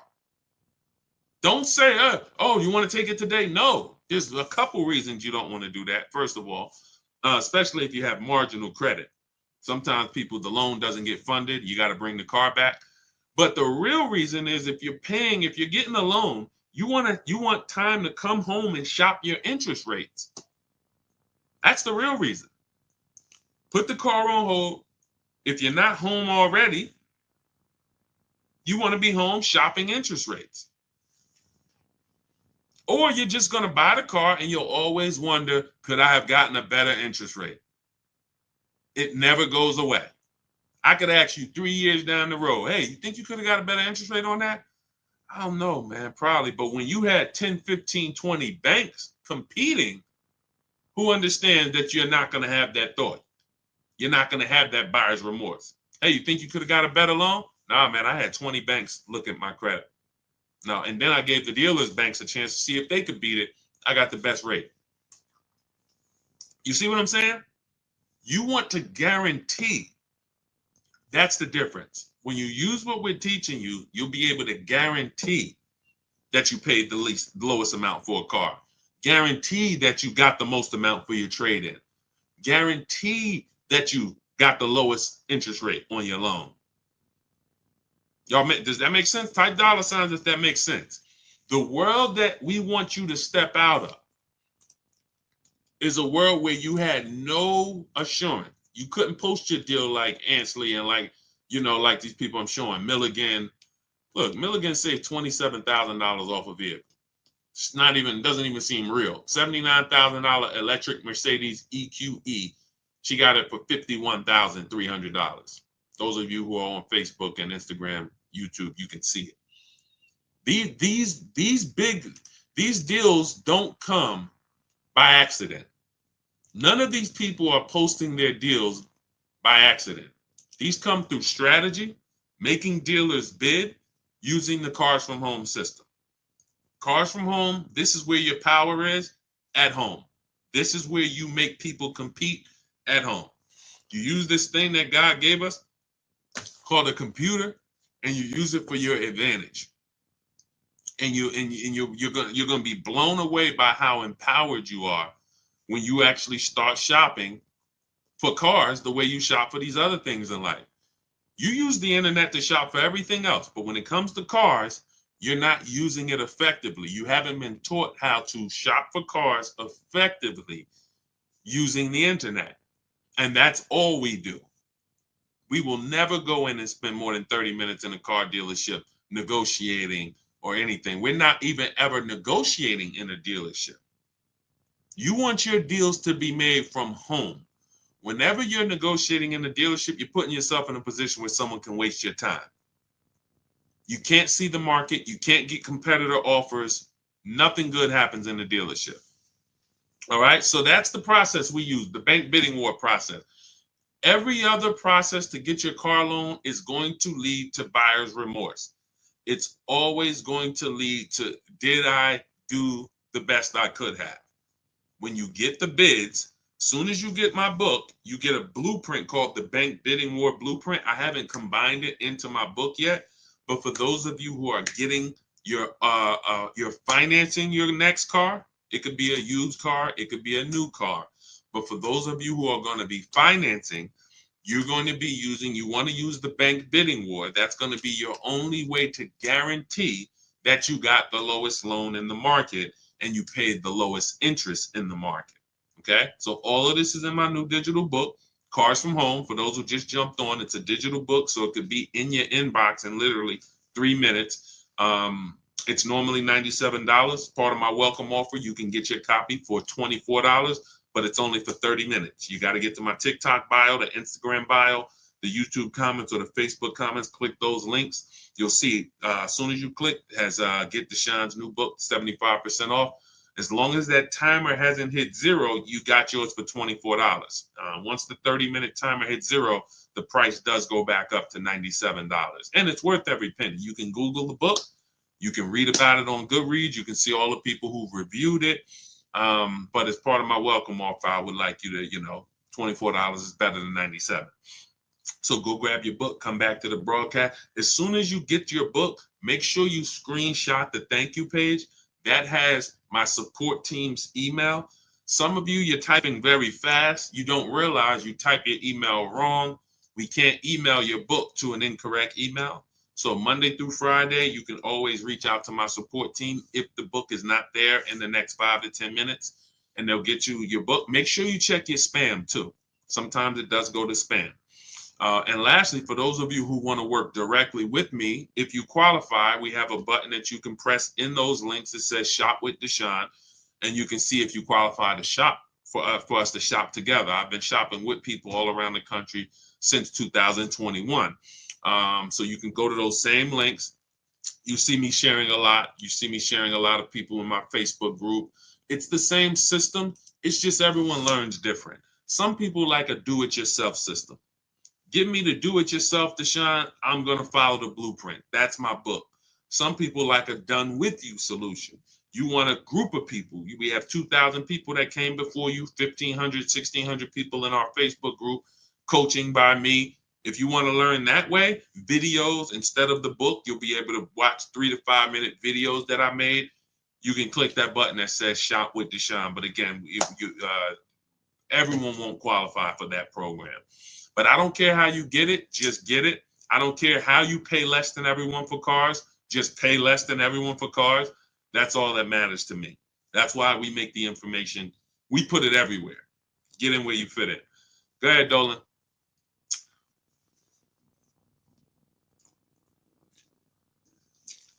What about buying a car with an active bankruptcy? As far as I know, I'm not an expert on credit, but as far as I know, you're going to have to wait for the bankruptcy to be discharged.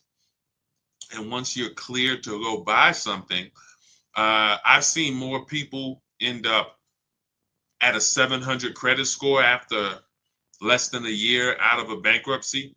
I've seen a lot of people get to work. You should follow somebody by the name of Shonda Martin. Shonda, Shonda Martin. Her pages are Road to 750 Plus. She's all over YouTube, Facebook, Instagram, TikTok. Road to 750 Plus. And what she does is she gives these insiders.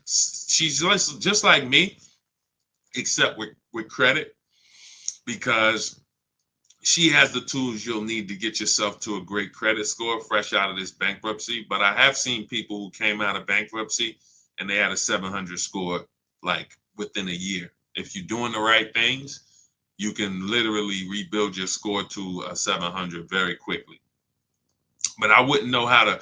If you didn't need a car before then, I would hold off. I would get an inexpensive car. Excuse me. I try to find something on Facebook Marketplace, $1,500 to $2,500 until I could get my credit to where. See, if you don't have the credit right now, most people are going out to flex, and they shouldn't be going out to flex. They should be setting themselves up. In my book, I teach a strategy for you got to know, are you keeping your car long term or not? If I'm keeping my car 8 to 10 years, but I have bad credit, that's not a hard fix. I got to get a great price on the car, and then I'm going to refinance the loan.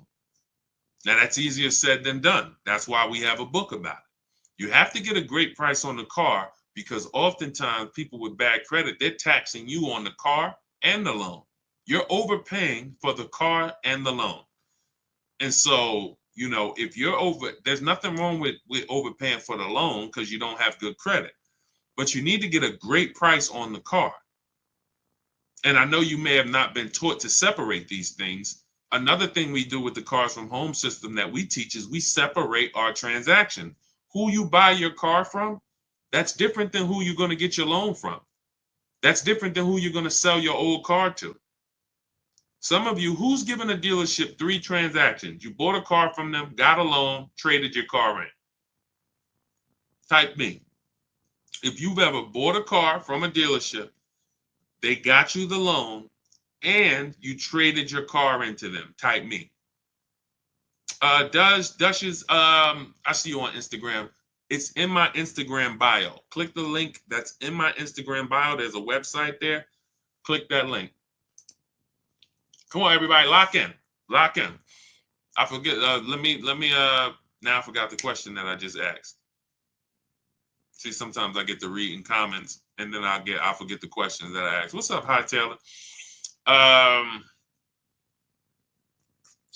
Okay, we're talking about separate. Okay, yes. If you guys have, so who's bought a car, traded in a car, and got a loan from the dealership? Let's see, who's going to be honest?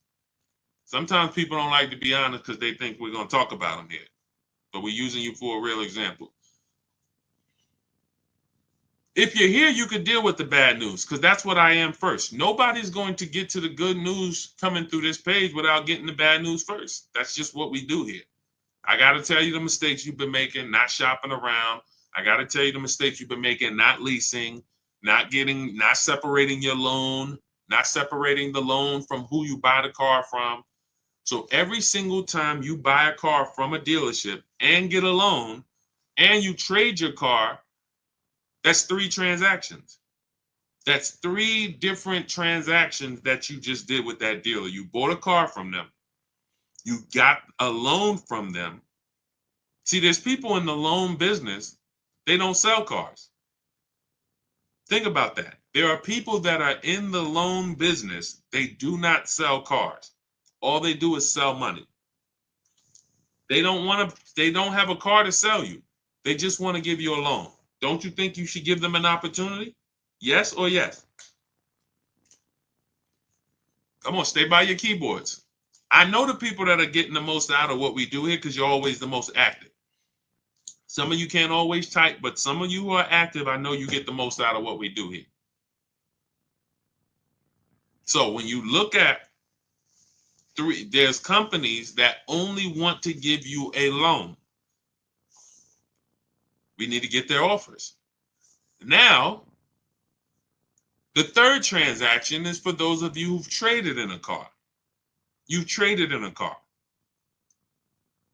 We don't trade because when you trade, you can't get bids. We get bids. We don't trade cars. We like to get our car on the market, on the online market, see companies like CarMax, Driveway, Carvana, AutoNation, Car Guru. These companies will write a check for our car, cut us a check the same day. So those of you who are just going into the dealer saying, hey, what will you give me for my old car? You're losing thousands of dollars. You're not putting your car on the open market where the buyers are. This isn't private party sales. This isn't Facebook Marketplace. These are companies that come, look at the car, inspect it, they go and cut a check.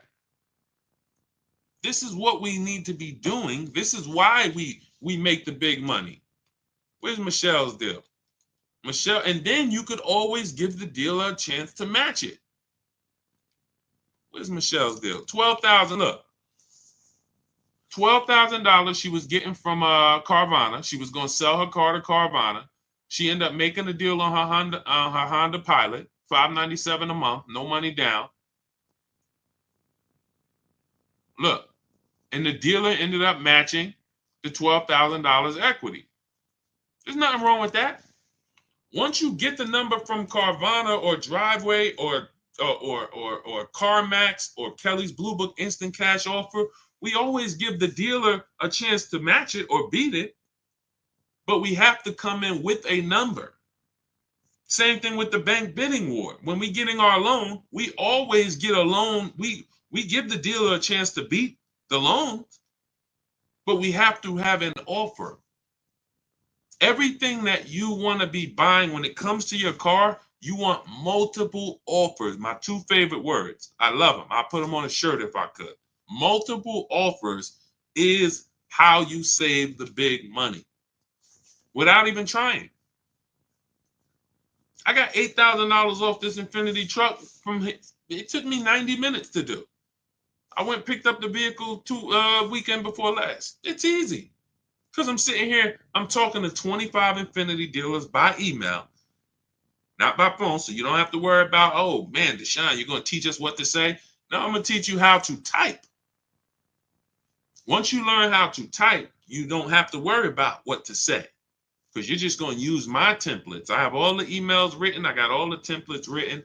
You know, all it is just knowing what to say when dealers ask you, hey, when can you come in? When can I get you on the phone? Hey, we only are in person. You know, all the stuff that dealers are going to ask you, that's what my scripts are. Hey, we don't do quotes online. All of this stuff. I know because I used to work. I used to have to send those same emails out. It's nothing new. So yeah, that's it. That's it. I would focus on, you know, getting your loan separate. I know I was talking about with bad credit. If I'm keeping a car long term, but I got a bad loan, that's a refinance issue. That's a refinance issue. I'm paying 20%. 2 years from now, my credit's 750. I refinance down to 6%. I'm keeping my car.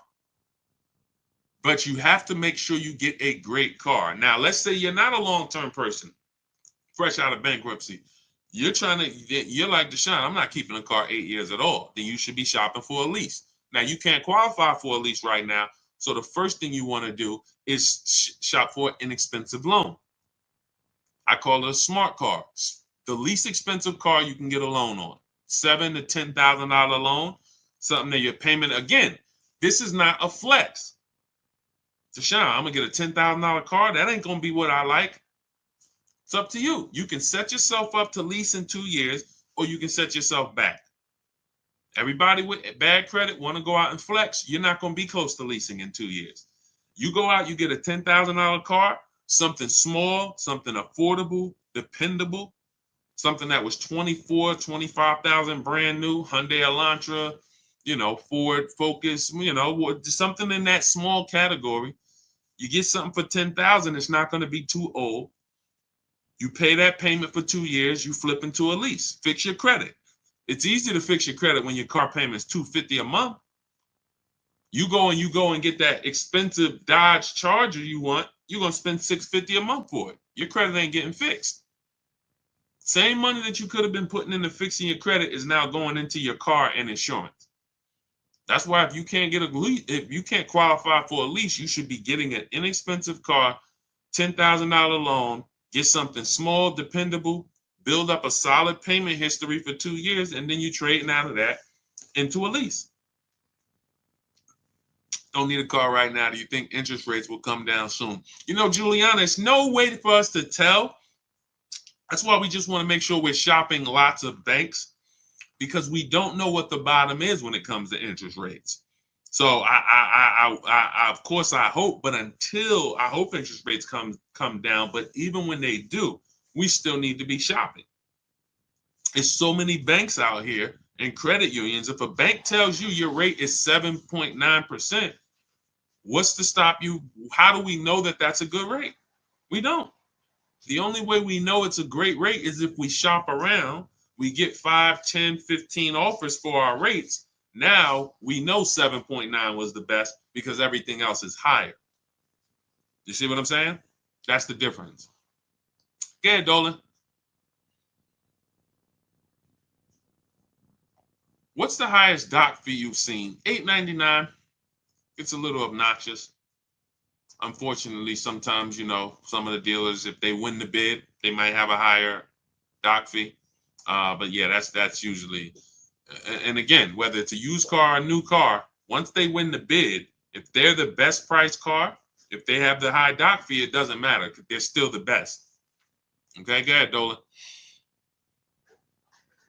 Do I look to a bank or credit union for my loan? We kind of went over that with the bank bidding war process. You should watch this over again. We use a process. Thanks, New York Gal. Appreciate it. We use a process called the bank bidding war, where we let multiple banks and credit unions compete for our loan. Okay. And we shop in a way where the credit unions allow us to do that. I mean, the credit bureaus allow us to do this. Can you negotiate the buyout on a lease? I haven't seen it.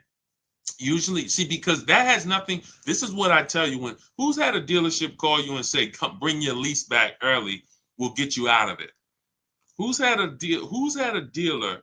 Who's getting calls or emails or letters saying, "Hey, come on in.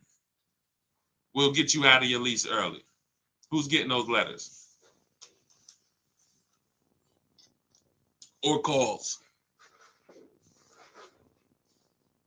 Let's go. Type fast. If you're getting those calls, this is why. Okay? They're predictable. They're predictable. It's always when people tell you they're getting you out of your lease early, it's not even between them. It's between you and the bank. You owe the bank a certain amount of money. In order for them to get you out of the lease early, they have to pay off that money. It's that simple. If they're trying to get you out of that lease early, but they're not paying off that loan, what they're doing is they're rolling over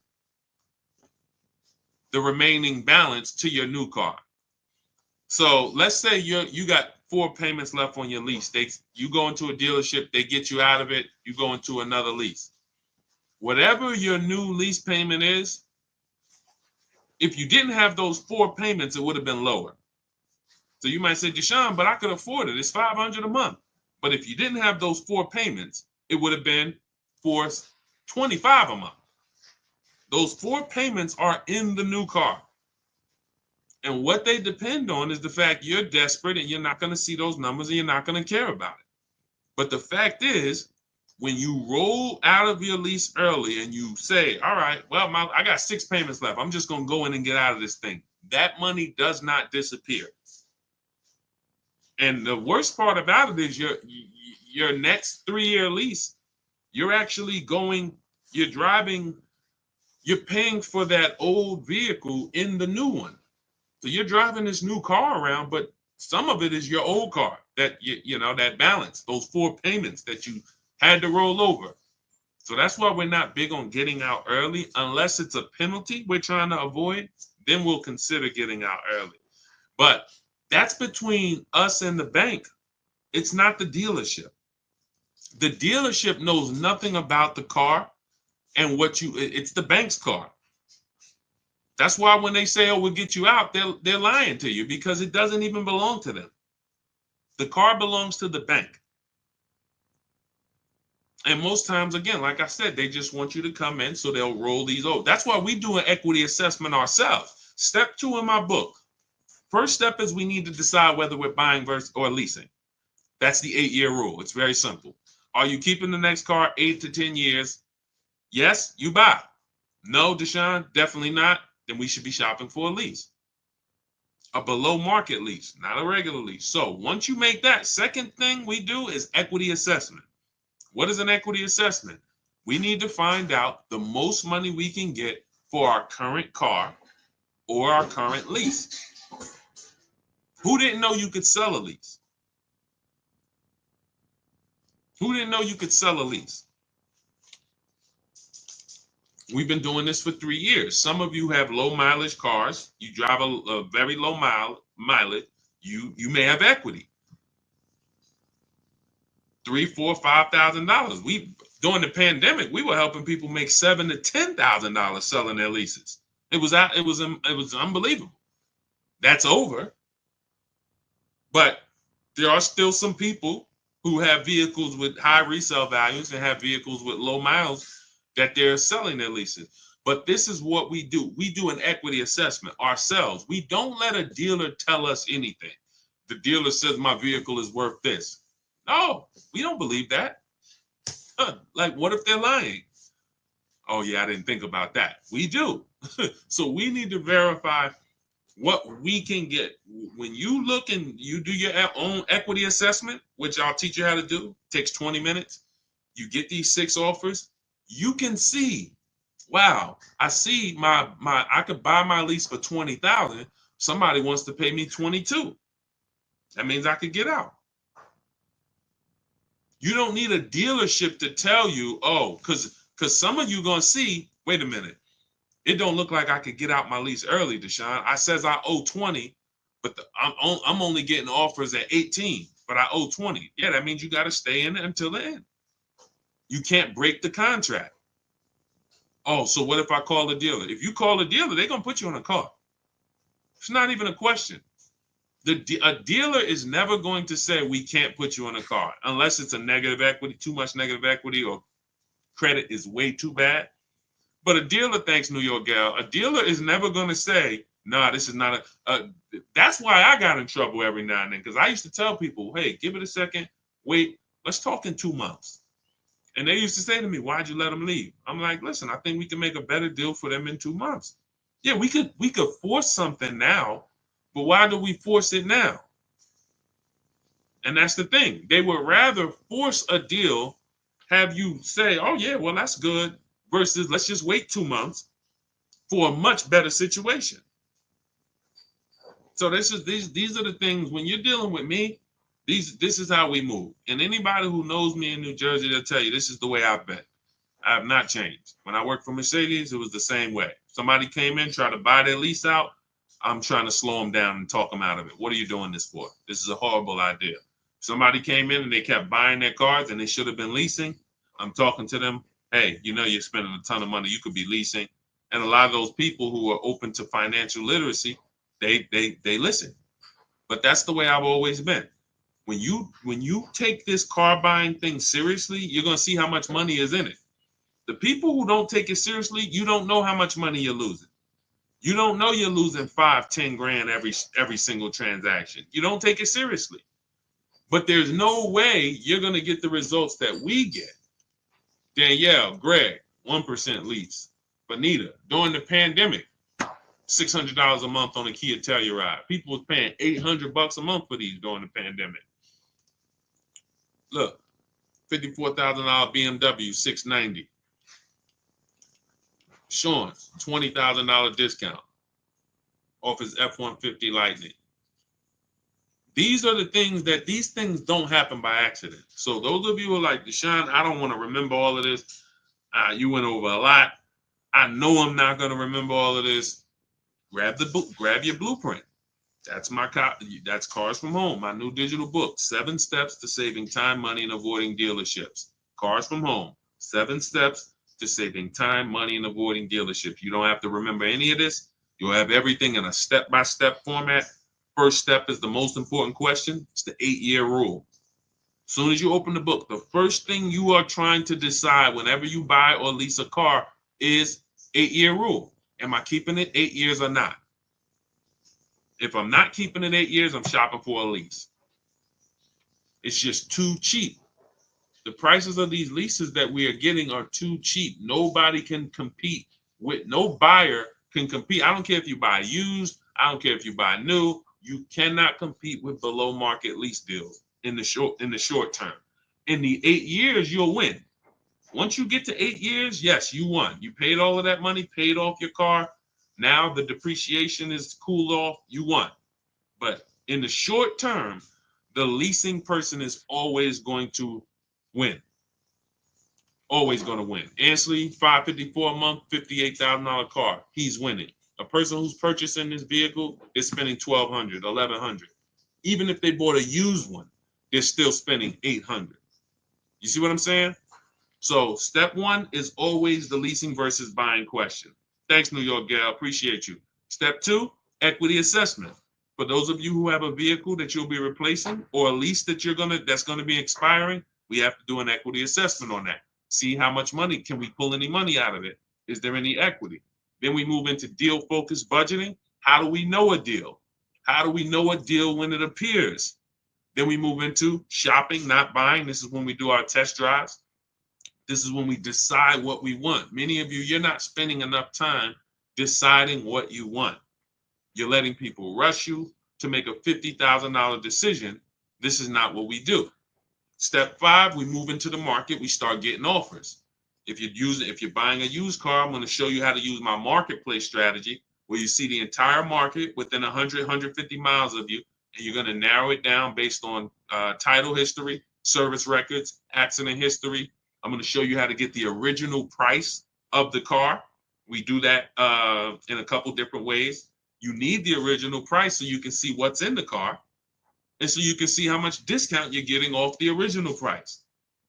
This is our used car strategy. That's all in there step by step.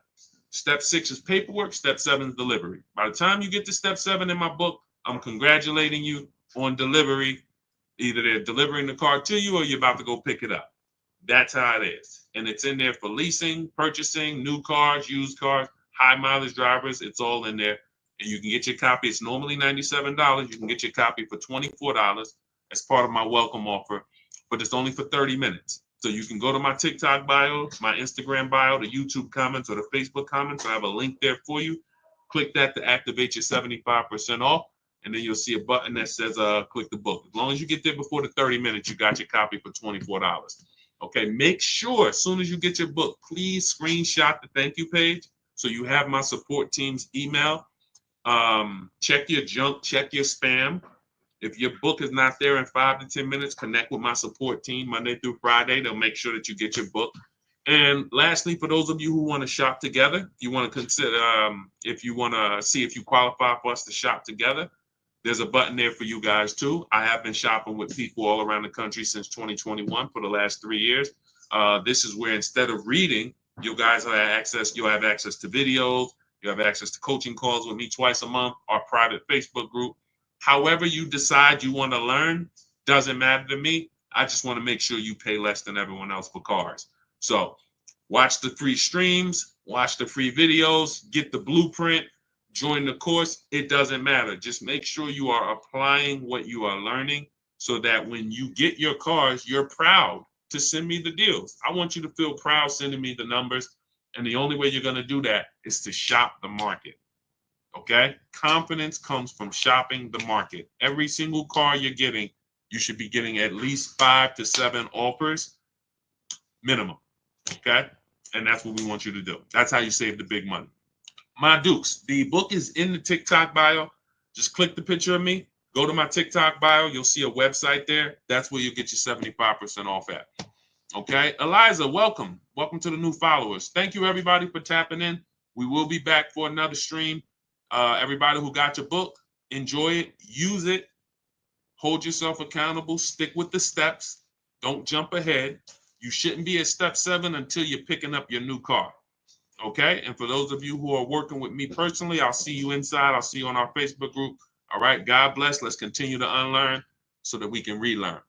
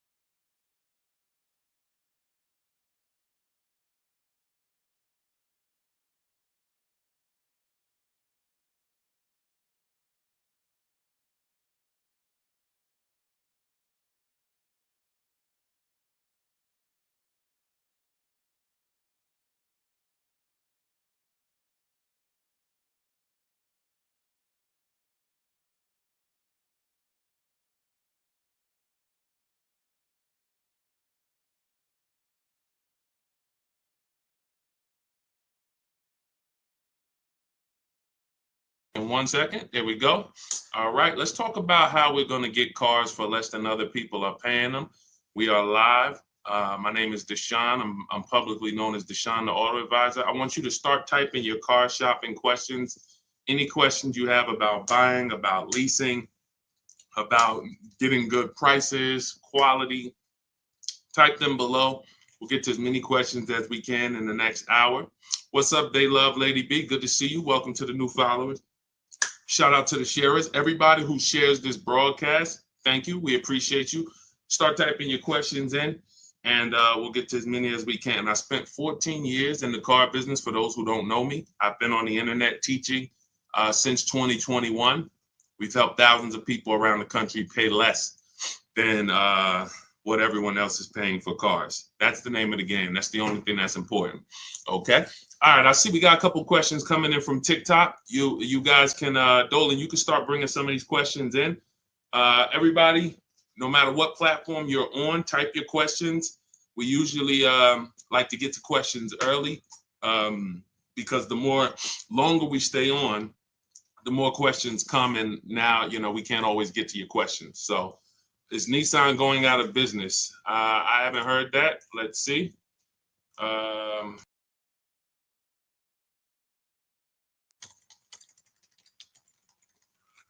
see it's a popular question online. So in dire straits, but could Honda save the day? Nissan will cut 9,000 jobs worldwide, cut production capacity of 25%, and totally overhaul its product lineup. Unable to reinvent itself after disgraced former CEO Carlos Ghosn was arrested. Okay, you might be onto something here. Nissan has just announced, November 2018, announced that its profits this year will be 70% lower than expected and suffered a $60 million loss last quarter. We'll see. In addition to slashing jobs, cutting production, y'all got to get out there and buy some Nissans. But listen, it takes a lot for a manufacturer to go under. A lot of the times what they're doing is they're overproducing cars. They're just making way too many cars for the amount of sales they have, and then they end up having to subsidize and give them away, rebates, incentives, low interest financing, and they end up, I guess, netting a loss when they do this stuff. So, they're going to go down. Remember the days, who remembers you used to walk into a car dealership, it was 200 cars in the back. When I worked at Mercedes, we literally, almost every deal I worked at, whether it was GM, or whether even the Lexus deal, I worked at a Lexus dealer for a couple months, and it just always had like 200 cars. Who remembers that? I don't go into dealerships to buy cars now, so I don't know what their inventory looks like.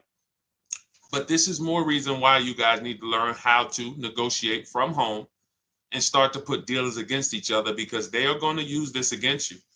When you walk into that dealership, they're going to use the fact that production is low.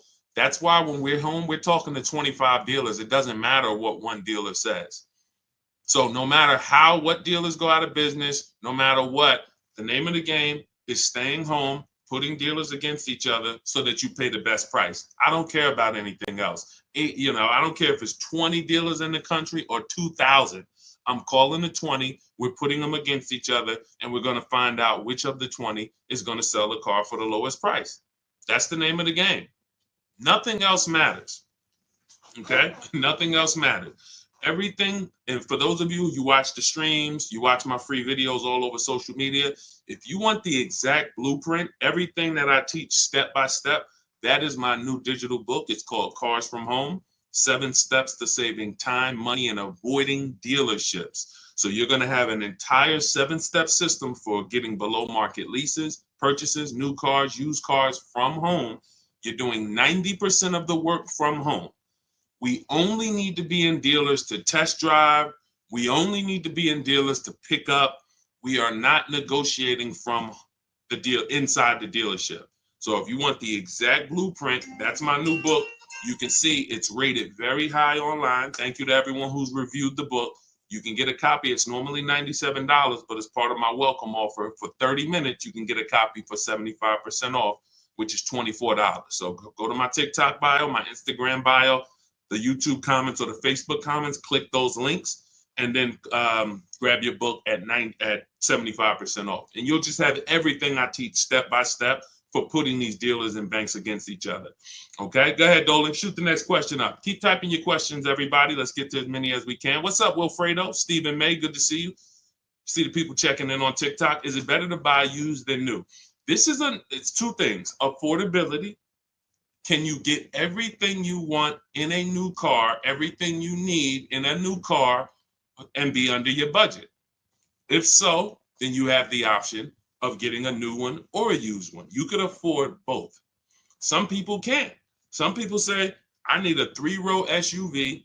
I want it to have leather, remote start, navigation. I want it to be in a luxury class. And I can't get all of that. I can't get everything I want in a new vehicle for my budget. And they end up buying pre-owned. But if you could afford both, then it's really a matter of your values. Do you want, so you guys know, how many years do I teach? Let's see. Listen, everybody go to your keyboards. I want to know how many new people we have on here. If this is your first time on the stream with us, type the number 1. Type the number 1. Okay, Monty said 8. You know the question I'm about to ask the next time, Monty. It's not fair. That's not the question that I'm asking. I'm asking who's new. Ernest, welcome. Shout out to all the new people. Everybody who's new, who's typing a 1. If this is your first time on a car shopping stream with us, type a number 1. Type 1. Rolito, good to see you. Erasmo. I'm sorry, I probably butchered your name. Forgive me. Carmen, welcome. So we have some principles here. Veronica Brown, good to see you, that you might not be familiar with. And one of them is something we call the 8-year rule. The 8-year rule says if you're not buying cars to keep 8 years, you should not be buying cars. You should be shopping for a lease. You're going to pay a lot less as long as you know how to get good lease deals, structure them correctly. So if you are buying your vehicle, then I'm assuming you're keeping it 8 to 10 years. So some of you might say, well, I only buy a new car every 10 years, Deshone. I'm gonna just buy a new one because I don't want to buy it used. That's fine. So this is not the question of new or pre-owned comes down to 2 things: budget and then values. If you could afford both, then ask yourself, do you want to get a great deal on a brand new one, save all the money you can on a brand new one, or do you want to knock 20, 30, 40% off the price, shop for a pre-owned? You're not going to get the latest. You're not going to have the, full warranty, but you will knock 20, 30, 40% off the price. That's a matter of values. Okay? There's no right or wrong there. Okay? Go ahead, Dolan. Let's go, everybody. Keep typing your questions. This is Car Shopping Questions and Answers. I'm your host. I'm known as Deshone, the Auto Advisor. I spent 14 years in the car business, and for the last 3-4 years, I've been online teaching people how to pay less than everyone else for cars, new cars, used cars, and leases. And we do 90% to sometimes 100% of our deals from home.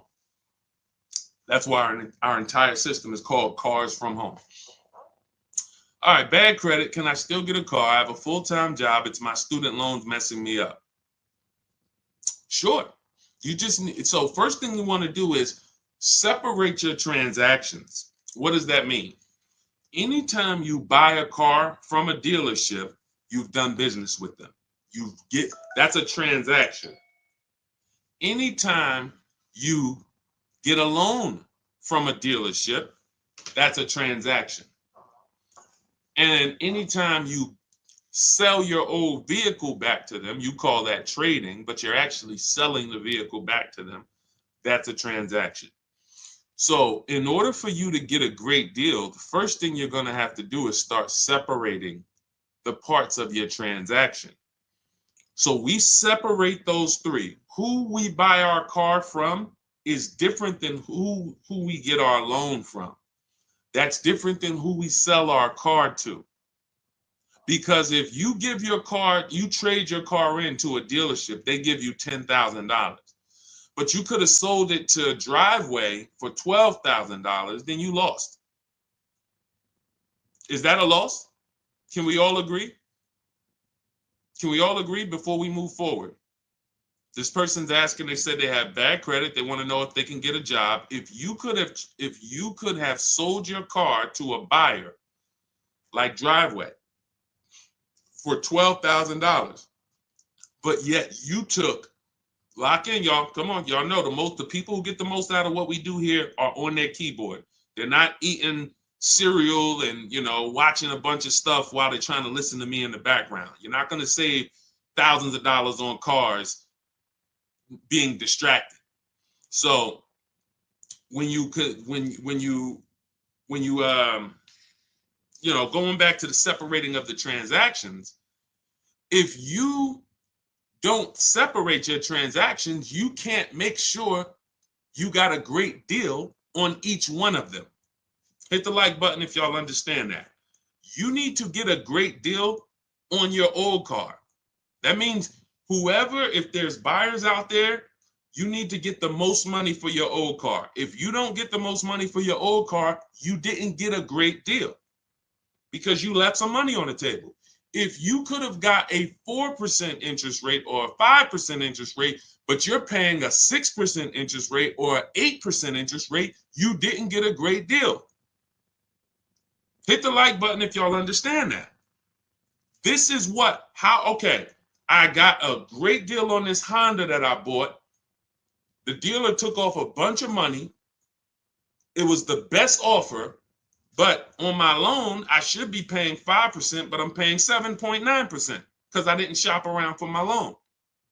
I didn't get a great deal. I got a great price on the car. So this is the name of the game. Looking at each part of my transaction, I'm getting a loan. How do I make sure I'm getting the best loan? I need to get bids. You're going to get familiar with that word the more you hang around here. Bids. Bids. See, somebody's asking, 2017 Audi A4, 8.2% APR. Is that good? The only way, see, that's a buyer's remorse question. Unfortunately, and this comes from mixing transactions. If we had shopped for our loan separate, you bought your Audi A4, got a great deal on it, put it on hold. Don't take it home the same day. Who knows, the dealers love to get you. When we sold cars, we wanted you to take it the same day because we didn't want you to change your mind. But at the end of the day, there's some downfalls to you taking a car the same day. You can't shop around for your interest rate. So now you're out here paying 8.24%. How do we know you couldn't have got 6.9?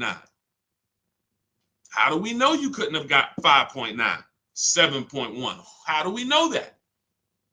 Did you see enough offers for you to know that? See, if you had said to me, I know you didn't because you're asking that question. If somebody says to you, hey, you're paying 8%, is that good? Is that the best? Now, if you say, well, look, I had 8 credit unions, 8 banks, and all the dealers' banks try to compete, 8% was the best. You see the difference? You see the difference? One deal says, hey, I got 10 banks to make me an offer. 8%, 9%, 8.2, 10.1, 11%. 8% was the best. Now we know. That's how we get rid of buyer's remorse. We must get offers. The reason you guys have buyer's remorse like you do and anxiety, even before you make a deal, you're not getting offers.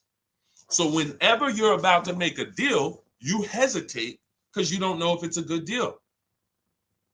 You can solve all those problems by learning the Cars from Home way to car shop and getting multiple offers. It's very simple. It's easy, much easier than what you've been doing in these dealerships, and it guarantees we got the best deal. I want you to move from this place of hoping to a place of guaranteeing. Okay? So what you're going to do with your credit not being good is you are going to determine first, are you a leaser or are you a buyer? Should you be leasing? Are you buying cars to keep 8 to 10 years or not? No, Deshone, I'm not. So if you're not, then your goal should be to set yourself up to lease. Now that might take you 2 years.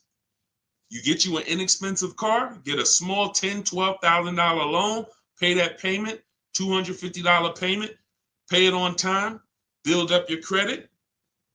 You're not going to drive the fanciest car.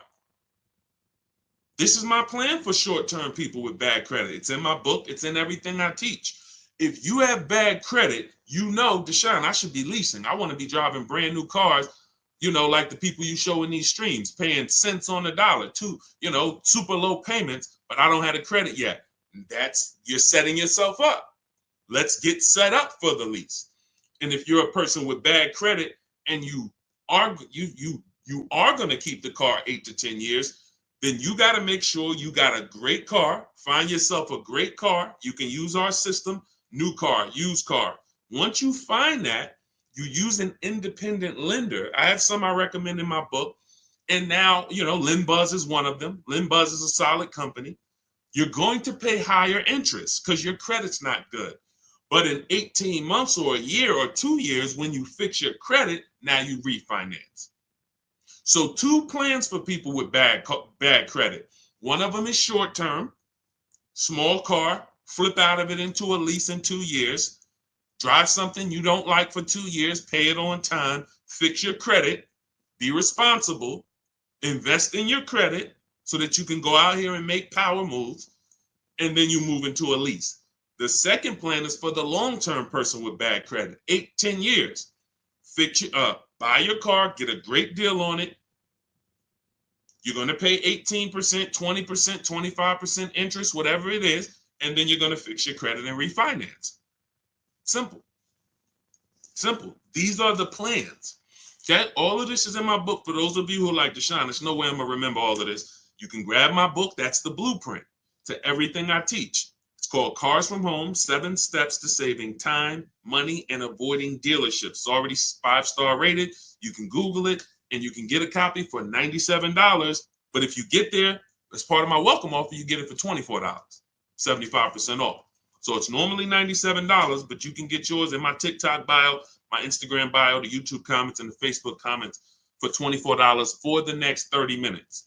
And it'll be in your inbox. You'll have the entire bad credit plan from start to finish to set yourself up. Okay, so use that 75% off link in the comments or in my bios. But it's a digital book. So as soon as you pay, on that page is the link to open your book. I also email you a copy. Make sure you have my support team's email because some of you type your email wrong. All right, let's go. Let's go. Go grab your book. Come on back to the stream. And that's just those of you who don't want to bother remembering all of this stuff. You're not taking notes. Our price is going to be low. Wagoneer with such back orders. I don't care about any if I'm shopping for a Wagoneer. Oh wait, Dolan, what question are we doing? Okay, this is Gangrene Jets. Our price is going to be low. Wagoneer with such back orders. First of all, if I'm shopping for a Wagoneer, my only objective is to connect with 25 dealers. I have a strategy in my book. I'll show you how to do it in 20 minutes. I want to get 5 to 7 offers, and I'm going to see who's going to sell me the vehicle at the lowest price. It's very simple. All of that other stuff is defensive, and you can't control it. I don't care about one dealer's back orders. I don't care if I went to 2 dealers and they told me it's back orders. I want to talk to 25.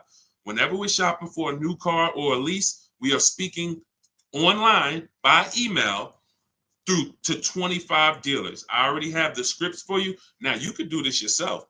You want to pick up the phone and call around? That's fine.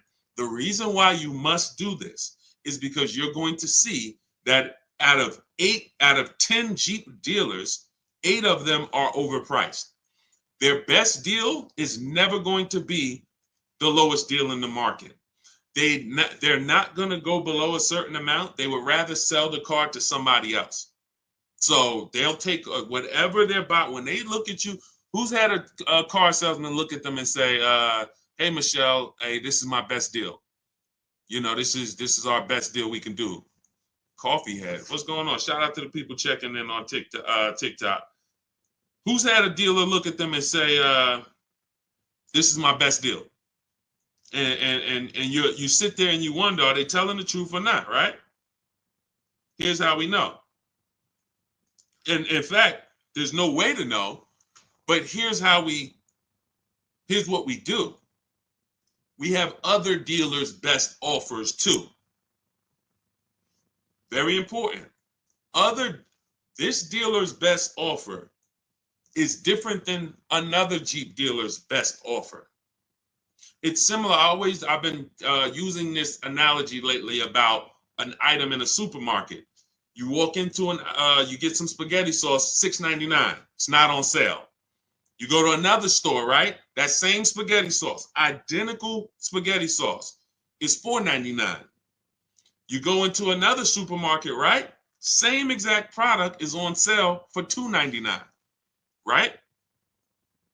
If you get that, hit the like button. If you get that and you're on TikTok, double tap the screen. See, if I can get that principle to lock in, because there's still people that don't know, dealers sell cars for different prices. There's still dealers that say, oh, I mean, there's still people that say, you might be one of them. Man, I went to Nissan. They gave me an offer, man. Nissan is expensive. No, that Nissan deal is expensive. Come on, y'all. I don't see enough dollar signs up. Let me know. Or if you are getting this, hit the like button, type dollar signs if you're getting what I'm telling you. You have to see cars as cookie cutter. Dealers want you to fall in love with one car. Look at this black Honda Accord. Oh, it's this nice black Honda Accord at the dealership up the street. There's 1,000 of them. When you start seeing, wait, this same black Honda Accord that you have, there's tons of other dealers that have it. Now you're on your way to start saving money. Now you're on your way to start saving money. You're not going to save the money you're not going to save the big money on any car thinking this is one of a kind. It's just not going to happen because they've gotten you to think that we're the only ones who have this car. There's not a lot of them out there. There's only 2 out there. This might be the only one. That's what they want you thinking. You're not going to shop competitors and you're going to pay whatever they tell you to pay. Not realizing that their competitors would sell you that same exact car for $3,000 less. Let me show you the difference in offers so you can get an idea of how big of a difference there are between great offers and bad offers. So let's look at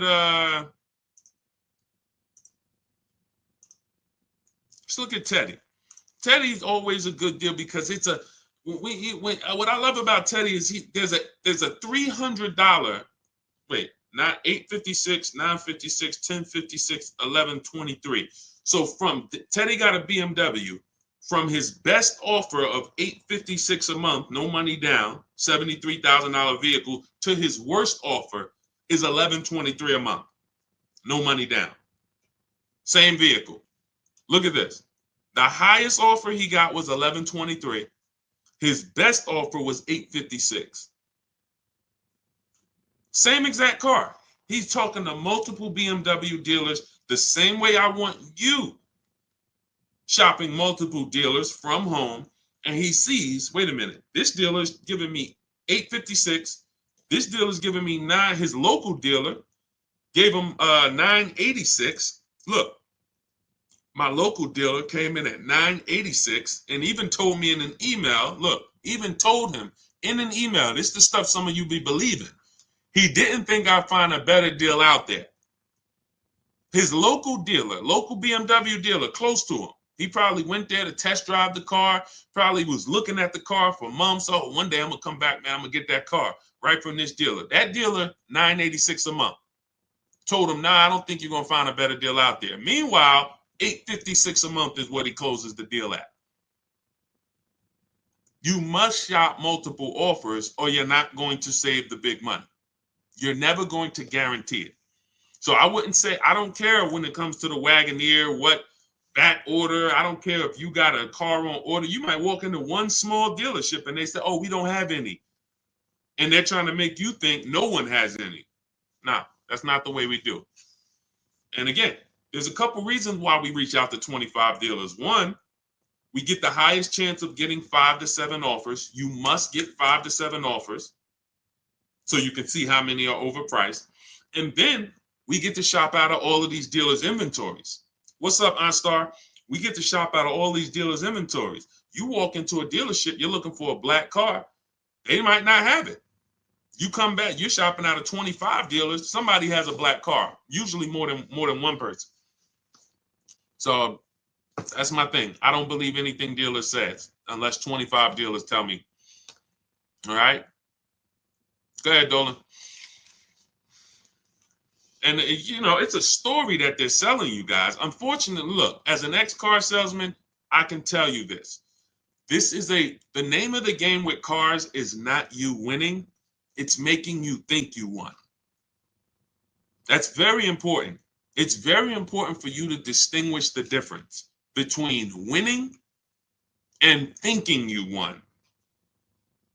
Winning is you saw all the offers, you had a lot of people competing, you picked the best offer. That's winning. Thinking you won is you didn't see a lot of offers. You went into one dealer, maybe two, and you went and you negotiated. You try to negotiate your way down, and then you just shake hands hoping that you did okay. It's a very big difference. One is anxiety prone, buyer's remorse prone. The other is not. One guarantees you save the most money. The other does not. It's two totally different ways to move. Sean, looking at a 2022 Honda Pilot, should I wait for more leases to be turned back in early 2025? Yes, I always recommend when people are looking for a 1 or 2 year old used car, you need to realize that dealers are not going to have them yet. Because the way dealers get used cars, they're either going to buy them from auction, which means somebody had to either have the vehicle repoed, or they had to have the vehicle, or they sold the vehicle, which doesn't happen a lot, or they traded the vehicle in, the dealership bought it, or at the end of the lease, a dealership bought it. All of these things don't usually happen in 2 years. You don't typically see a lot of people, because it's a recipe to lose a ton of money, buying cars and then trading them in a year or two. So how would they get these cars? Sean, that's the big deal. So what I always say is you're not going to see used cars until about 3 years. About 3 years. If you're looking for a 2-year-old one, it's going to be very tough for you to find it. So by the time the 2025s really start hitting, which is now, 2025's out. Now you should start to see those 2022s start to come back off lease right about now. And never buy listen, well, you're not buying a 2-year-old one or a 1-year-old one. So it doesn't matter. But yeah, that's what you would do. Wait until you're seeing enough inventory where you can start to see what the prices are. Because if you don't have enough inventory to see the prices, you're gonna guess. And now you're in trouble. You could be in trouble. You could be in trouble. Okay? So that's what you do. Go ahead, Dolan.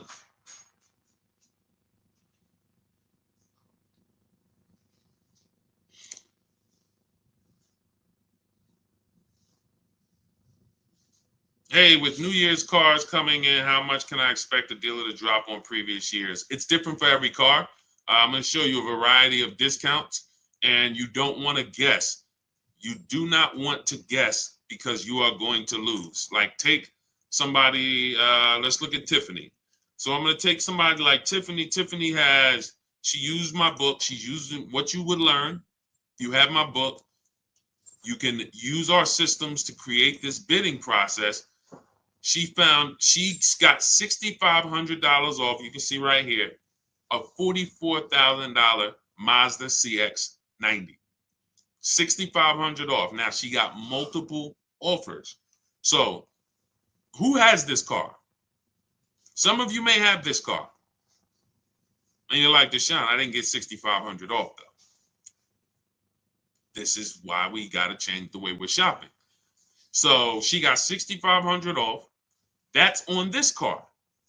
Now, somebody like Sean, he gets 20,000 off on an F-150 Lightning.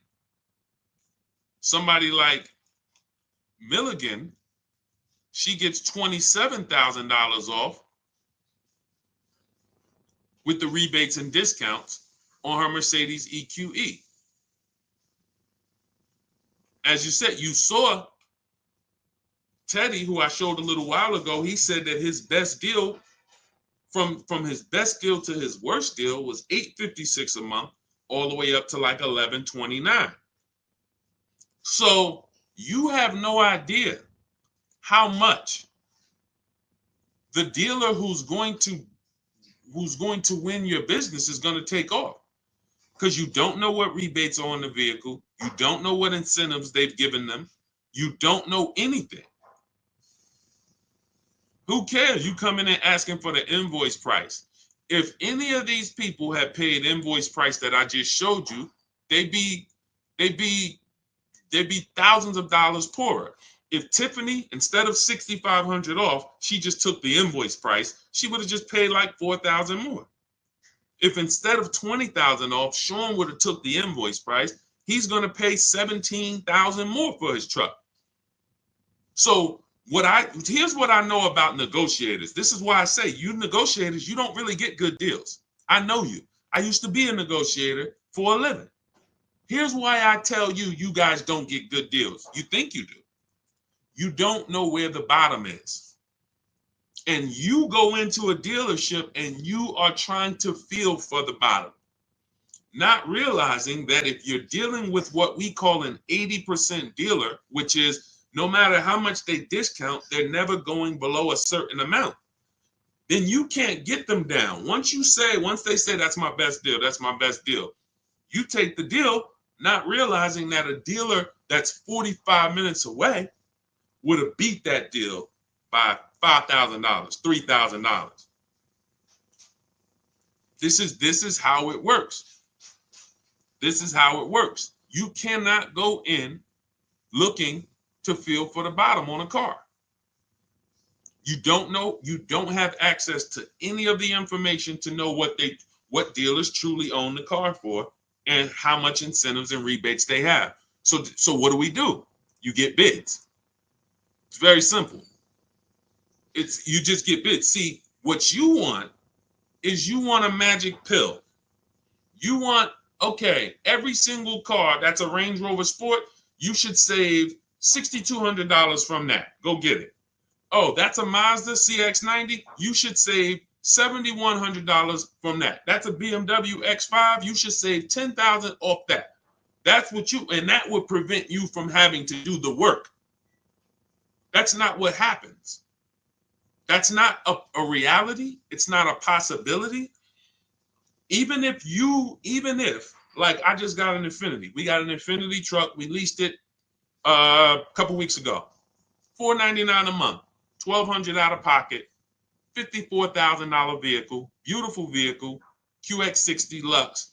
They took off $8,000. They took off $8,000. I didn't go into the dealership to get that $8,000 off. I stayed right here, spoke to multiple Infiniti dealers. They all competed. Some of them took off $3,000. Some of them took off $5,000. Some of them took off $6,000. One of them took off $8,000.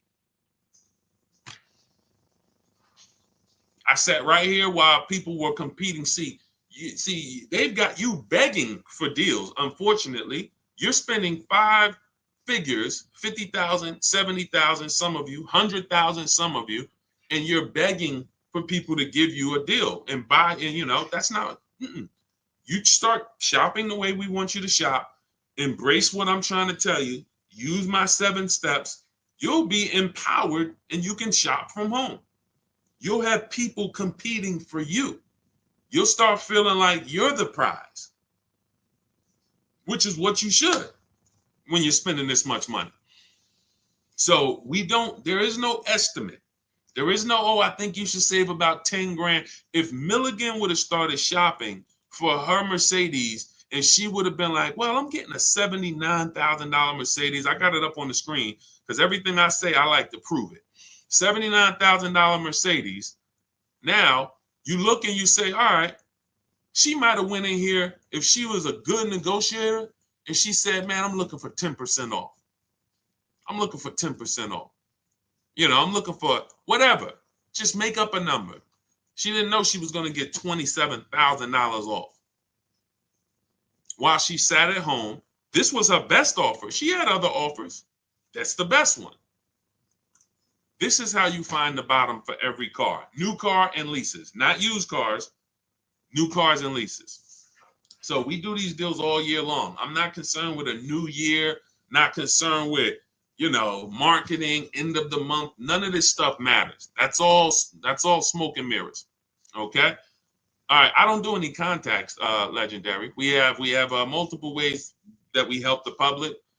Everything I teach is in my digital book. So for those of you who are like Deshone, I want them, give me the blueprint. I want to know everything. I'm not going to remember this. Just give me everything. See, you could go through all my free videos. I got hundreds of free videos about new cars, leases, used cars, shopping, loans, all on my pages. You're going to piece those together, get your deal. God bless you. Go do it. It's for different people though, because I'm talking to different people in those videos. If you want to plan and you're like, okay, give me the exact blueprint for me, that's my digital book, Cars from Home, 7 Steps to Saving Time, Money, and Avoiding Dealerships. It's already 5-star rated. It's normally $97, but as part of my welcome offer, you can get a copy for $24, only for 30 minutes though. In my TikTok bio, in my Instagram bio, the YouTube comments or the Facebook comments, click those links, activate your 75% off, only for 30 minutes. And then your book will be in your inbox by the time we finish this stream because it's a digital book. So as soon as you get it, come back to the stream. Make sure as soon as you pay, screenshot the thank you page. You're going to see your book is going to be on that page. You're also going to see my support team's email. Some of you type your email in incorrectly. We can't email your book to an incorrect email. So you have my support team's email. So go get it. That's my welcome offer to you. Now, for those of you who you have a different learning style, you prefer to learn with people. You prefer to do things as a group. You rather work directly with me. We have a pro. You can go to those same links, hit shop with Deshone, see if you qualify. Everyone's not going to qualify for that program, but you can go through that. And then instead of reading, you have a visual blueprint with short videos that I've made.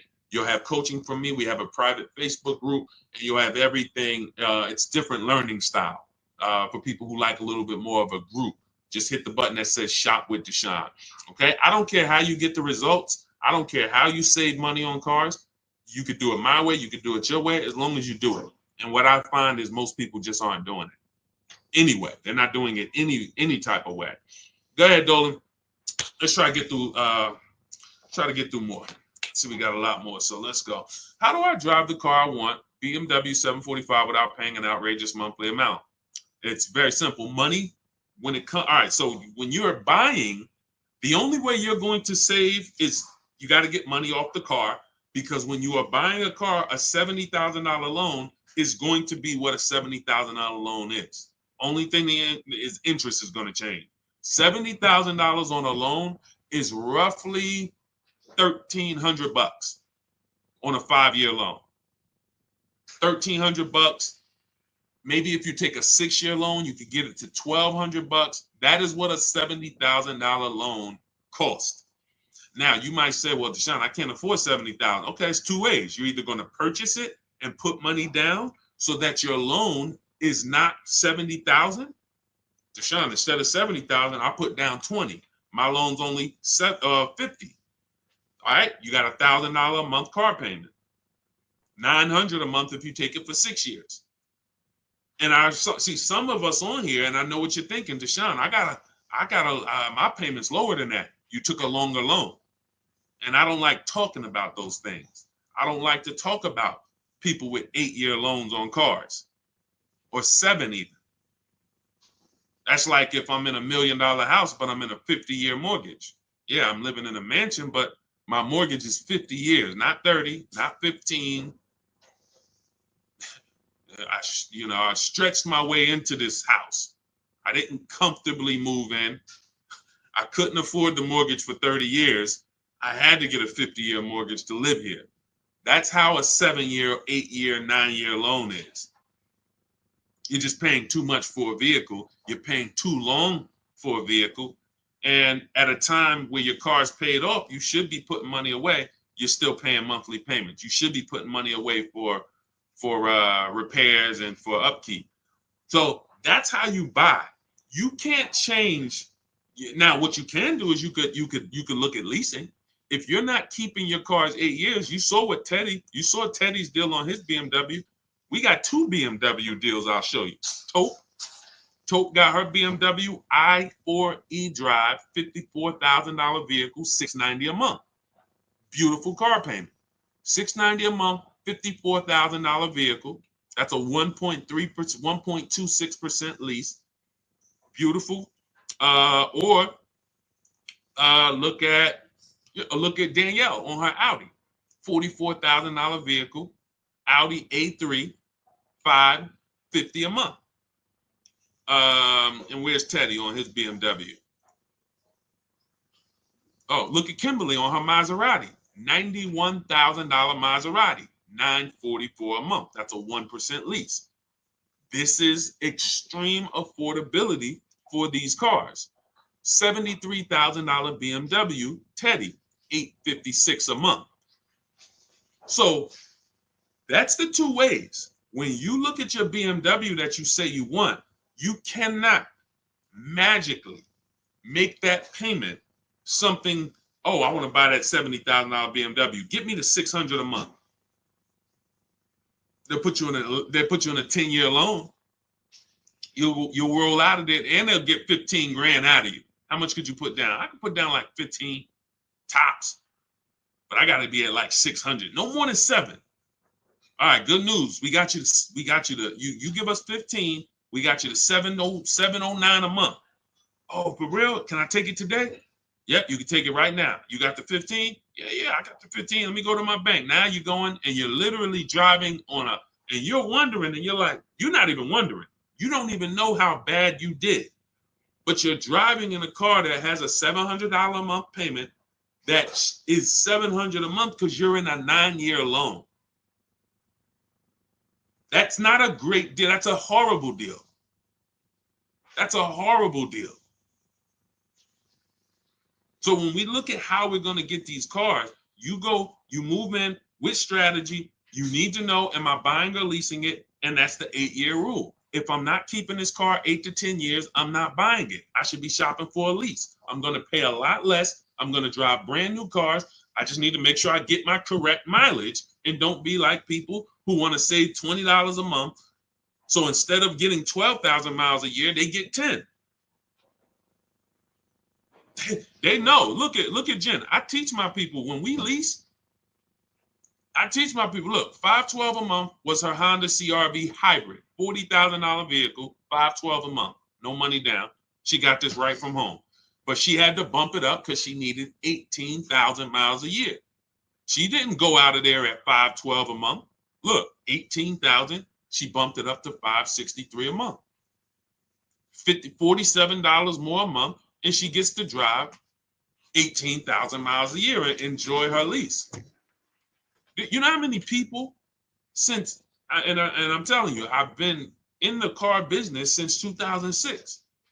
I started learning about leasing a lot. 2008, 7, 8, started seeing, you know how many people would not have took the 18,000 miles that Jen took? $47 more a month. Jen gets to drive 18,000 miles a year instead of 12. They would have here's what they do. When y'all hear these people talk about leasing, it's a bunch of stuff they don't know what they're doing. And look, I'm here to correct it. If they jump on these streams, ask their questions, we can answer them.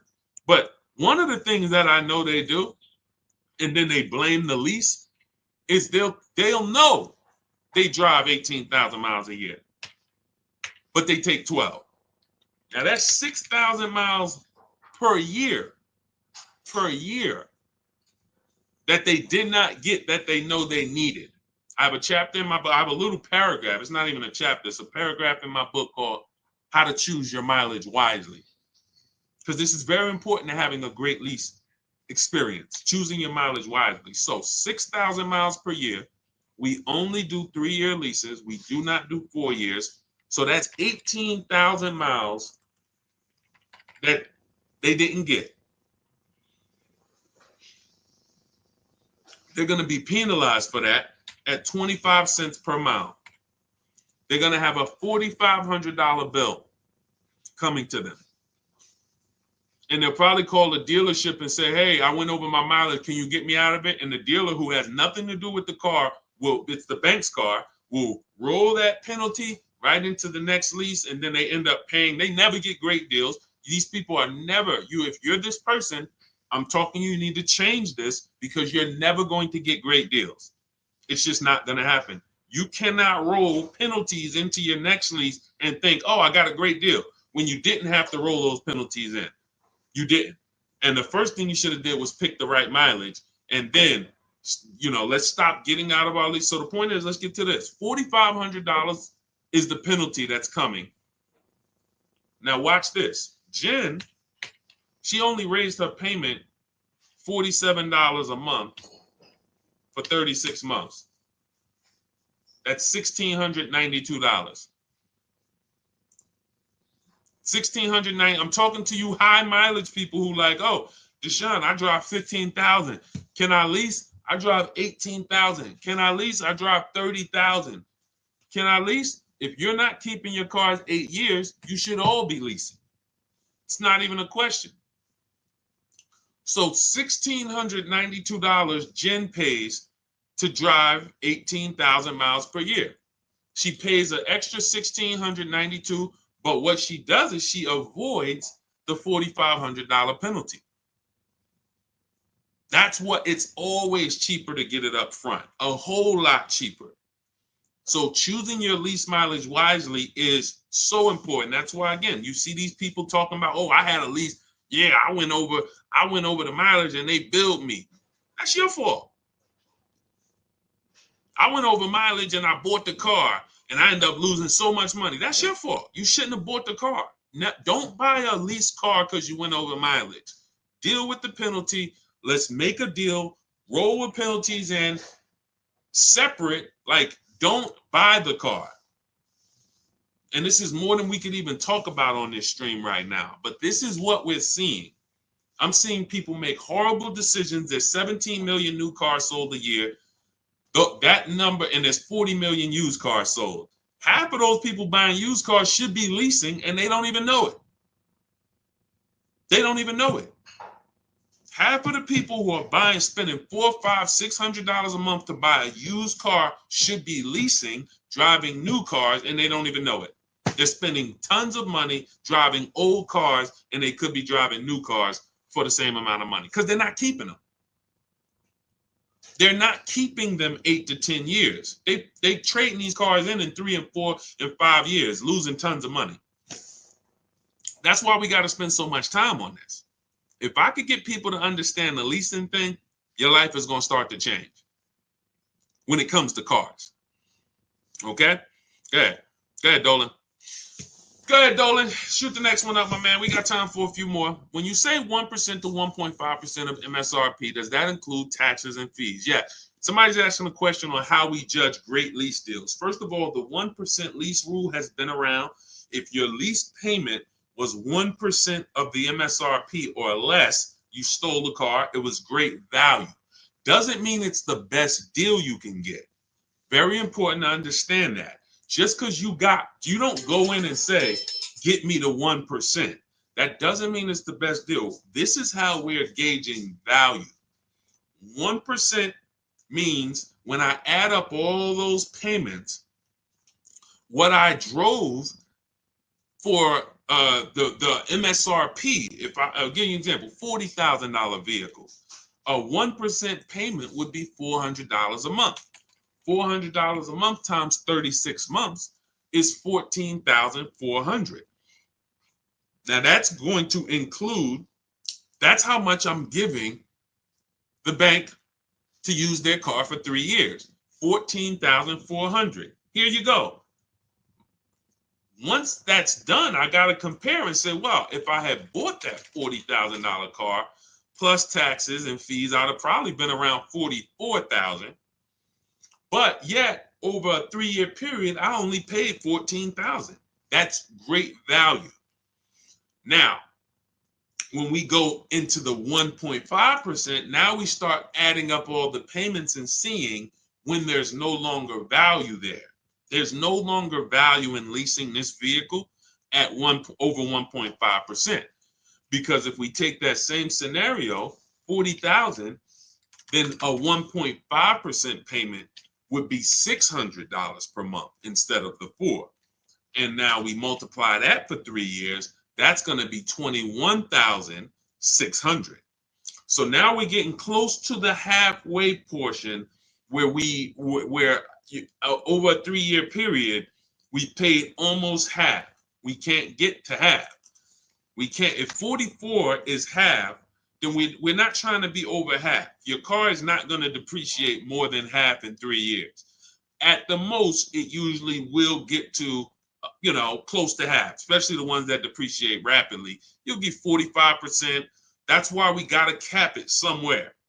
That's why that 1.5% is listen, people didn't know they were getting bad lease deals. When I announced the 1.5% rule, people started hitting me and saying, yo, D, I can see that I didn't get a good lease deal. I thought I did. And that's just the reality. We need to know that.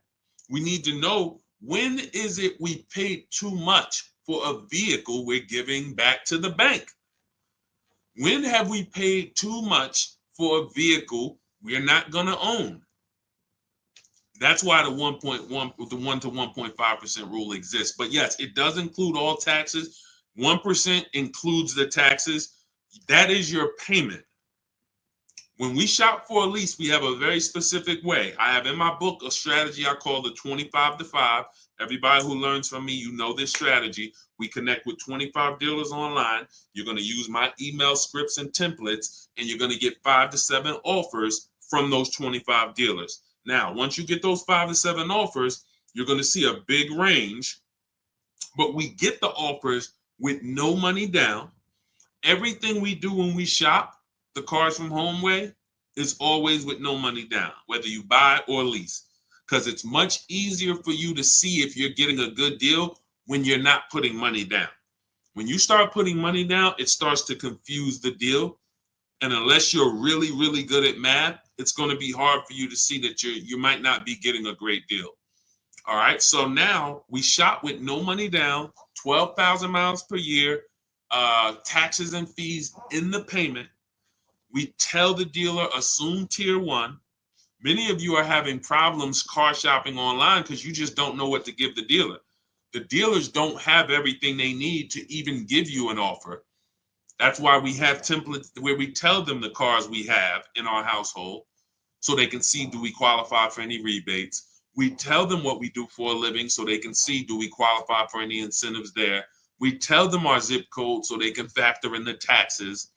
These are all things I have built out for you in these templates when we shop for new cars and leases.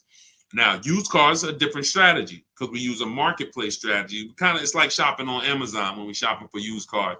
But with new cars, this is the format. We tell people, this is how you submit your offers to me. And if they submit them differently, we tell them, please submit them in this format.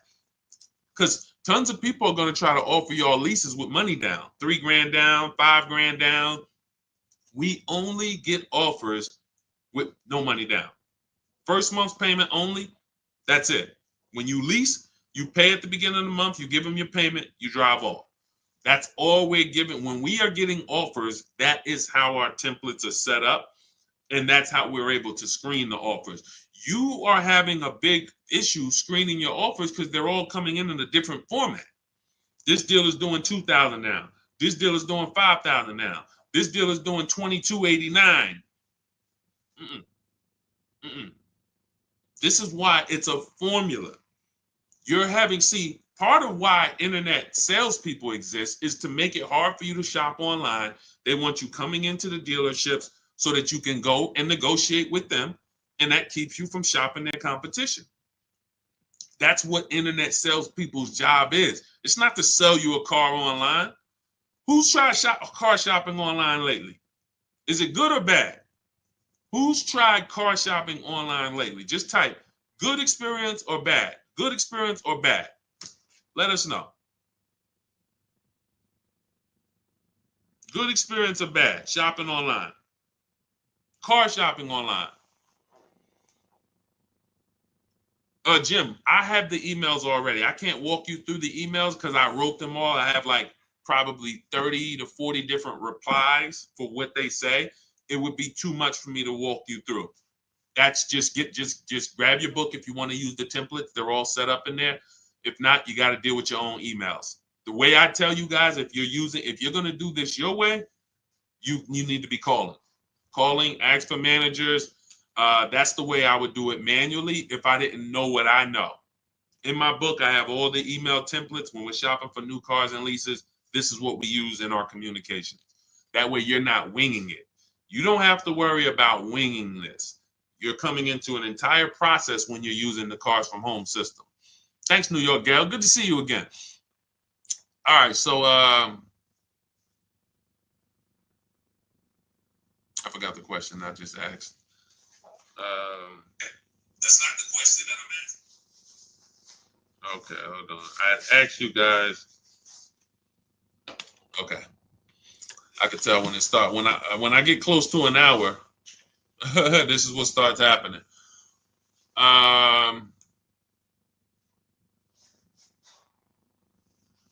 Hold on one second, Dolan. I'm trying to remember what I was just. What's the point we were just making? Okay, it's fine. Okay, Dolan, pull that next one up. What is the average percentage off an MSRP on a Mazda 5 Series? We had a similar question to this. I mean, you can watch the replay. I don't want to answer it again because we spent probably 5 minutes on this. So just watch the replay on YouTube or on Facebook. Rewind to maybe about the halfway point. You're gonna see somebody was asking how much discount they should get off of BMW. Similar question, similar answer. I have a lease now. How do I go about buying the car? Well, why do you want to do that? You've already leased the car for 3 years in most cases. Now you're going to turn around and buy it out. Are you keeping it another 8 years? You're going from driving a brand new car to buying a used car. What's the reason for that? What's the reason? That's all it is. People think this buying your lease out, it's all it is buying a used car. So what's the reason that we're going from, and the reason I'm asking this is because the reasons I see are usually bad reasons. Going from a brand new lease to buying a used car, people are usually doing it because they haven't made time to shop. They don't know how to shop.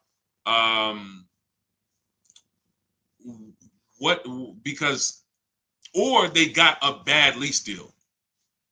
So now let's just say you got for a car, let's pull up a car. Let's look at Ansley. Let's look at Raphael. So Raphael, she got a $46,000 Jeep Grand Cherokee. She's paying $549 a month. No money down. Now, let's just say, for example, instead of her getting this $549 a month, she used our program. She uses our. This is the Cars from. Everything I show is Cars from Home people. So these are people who have unlearned the old way of shopping. They're shopping the new way from home. $549 a month. Let's just say she got a bad lease deal. She didn't know it. She's paying $800 a month. Somebody tells her, hey, listen, why are you leasing? Why don't you just buy it? She's like, well, I'm paying $800. Yeah, I probably should just buy the thing. It makes sense. Because her payment to buy is going to be similar to what she's paying on her lease. So somebody who's offering her a bad lease deal, they might talk her into buying because she's got a bad lease deal.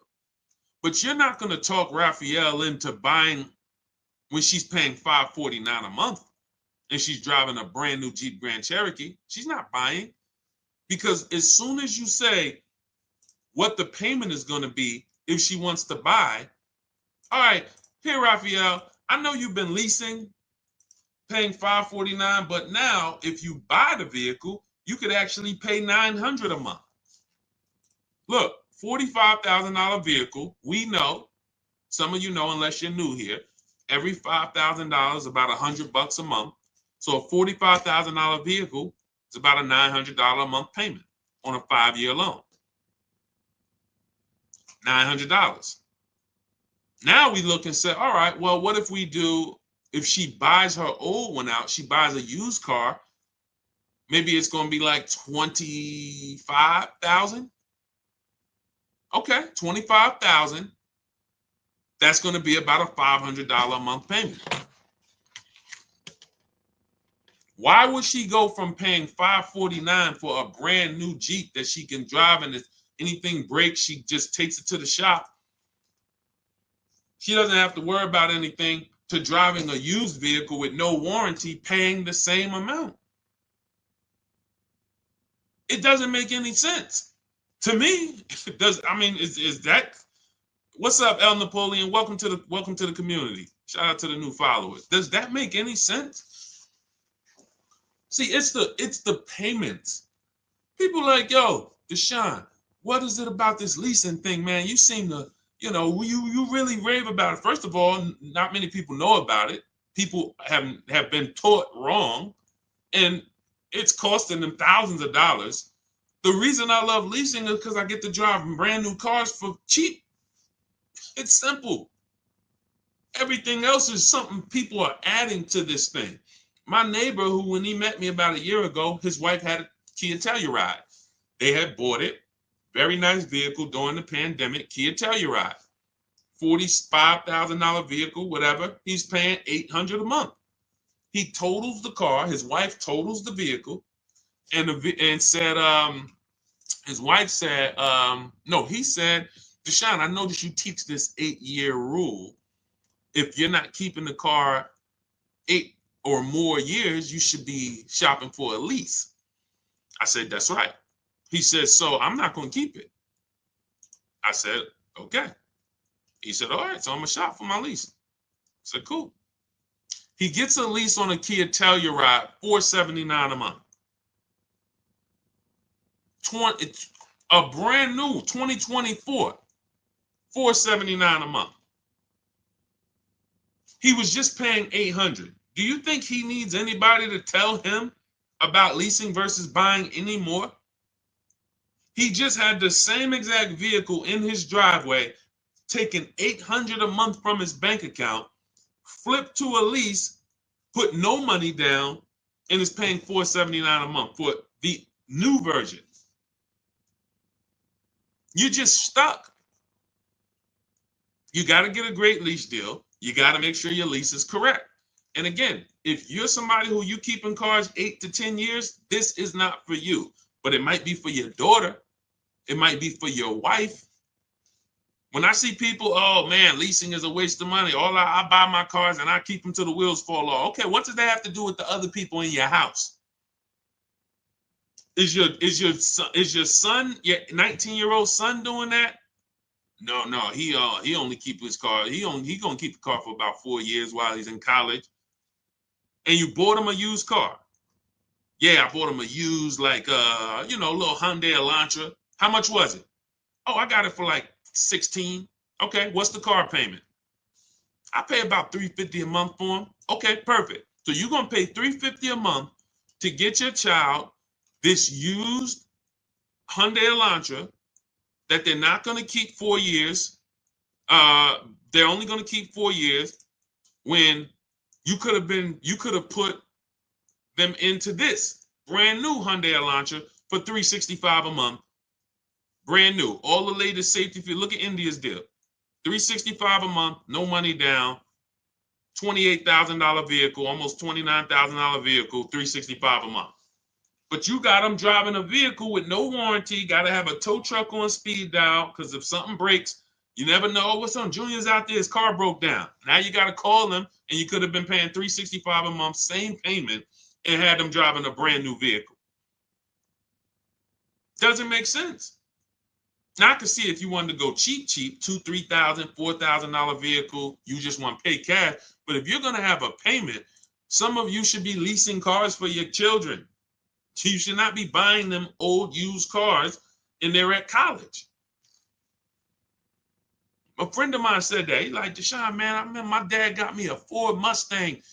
Man, I was so expensive, man. I said, you know what you could have leased a Ford Mustang for back then? Probably $499. Probably like the Dodge Chargers back then was leasing for $350 a month. People paying $700 for them. I like to buy my cars. So you're gonna pay $700 for that? Yeah, man, but I like to buy it, man. But I'm paying $350. Yeah, but you leasing yours. You realize we could drive the same place? Like, If we wanted to go on vacation to Florida, just drive down there, we can both go. You realize that, right? Yeah, but you leasing yours. You got to get that back in 3 years. This is going to be mine once I finish the loan.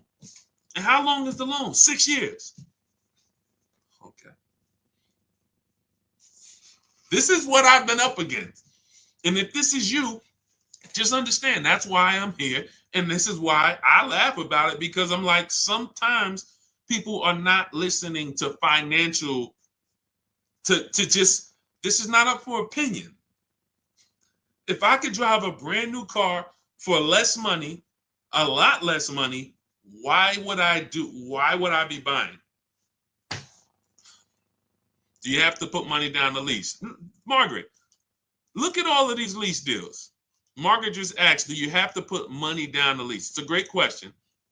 All the lease deals, when you do it our way, the Cars from Home way, we are submitting our offers. We're submitting our emails to dealers, and we're telling them, submit offers to us with no money down. We must get at least 5 offers, or we're not going to get these prices. You must get at least 5. You're not going to walk into one dealer, 2 dealers, and get these prices. We get them from home. That's why our system is called Cars from Home. Now look at Danielle. Audi, $550 a month, first payment down. That's all she gave him. $550, drove off.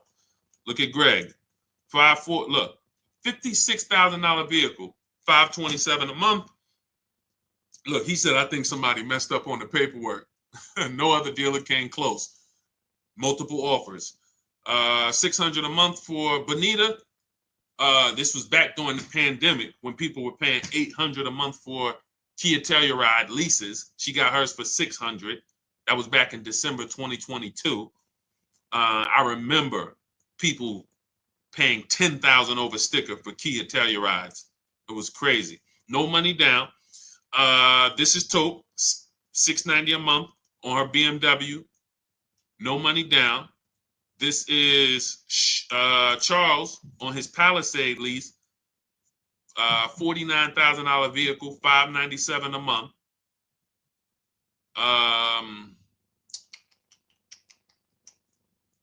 See, all of these offers, look, Zafrina, $579 a month. And remember what I told y'all, 1% is not always the best. She got a 0.88% lease. So don't think, oh, I'm just going to walk in and look, I'm looking to get the 1%. Sometimes, depending on the deal and depending on the lease program, you could be under 1% if you're getting bids. But yeah, everything we do, Margaret, is with no money down. Everything we do. None of the strategies that I teach require money down. I'm teaching you how to shop with no money down, because money down has nothing to do with you getting a good deal or not. That's why it's not necessary. Put that together. Money down has nothing to do with if you're getting a good deal. Some people say, oh man, I got a good deal. I didn't have to put any money down. So if you walked into a dealership and they charge you, you're looking at a $50,000 car, they charge you $60,000. The car's $50,000, they charge you $60,000, $10,000 over. But they say, good news though, you don't have to put any money down. Is that a deal? No, right? That's the point. Money down, independent of the deal, has nothing to do with the deal. The deal is, out of all, I'm shopping for this vehicle. Out of all the dealers in America, did I find the dealer who was going to take the most money off? That's the deal. Nothing to do with anything else. Now, your monthly payment and your budget, that's affordability.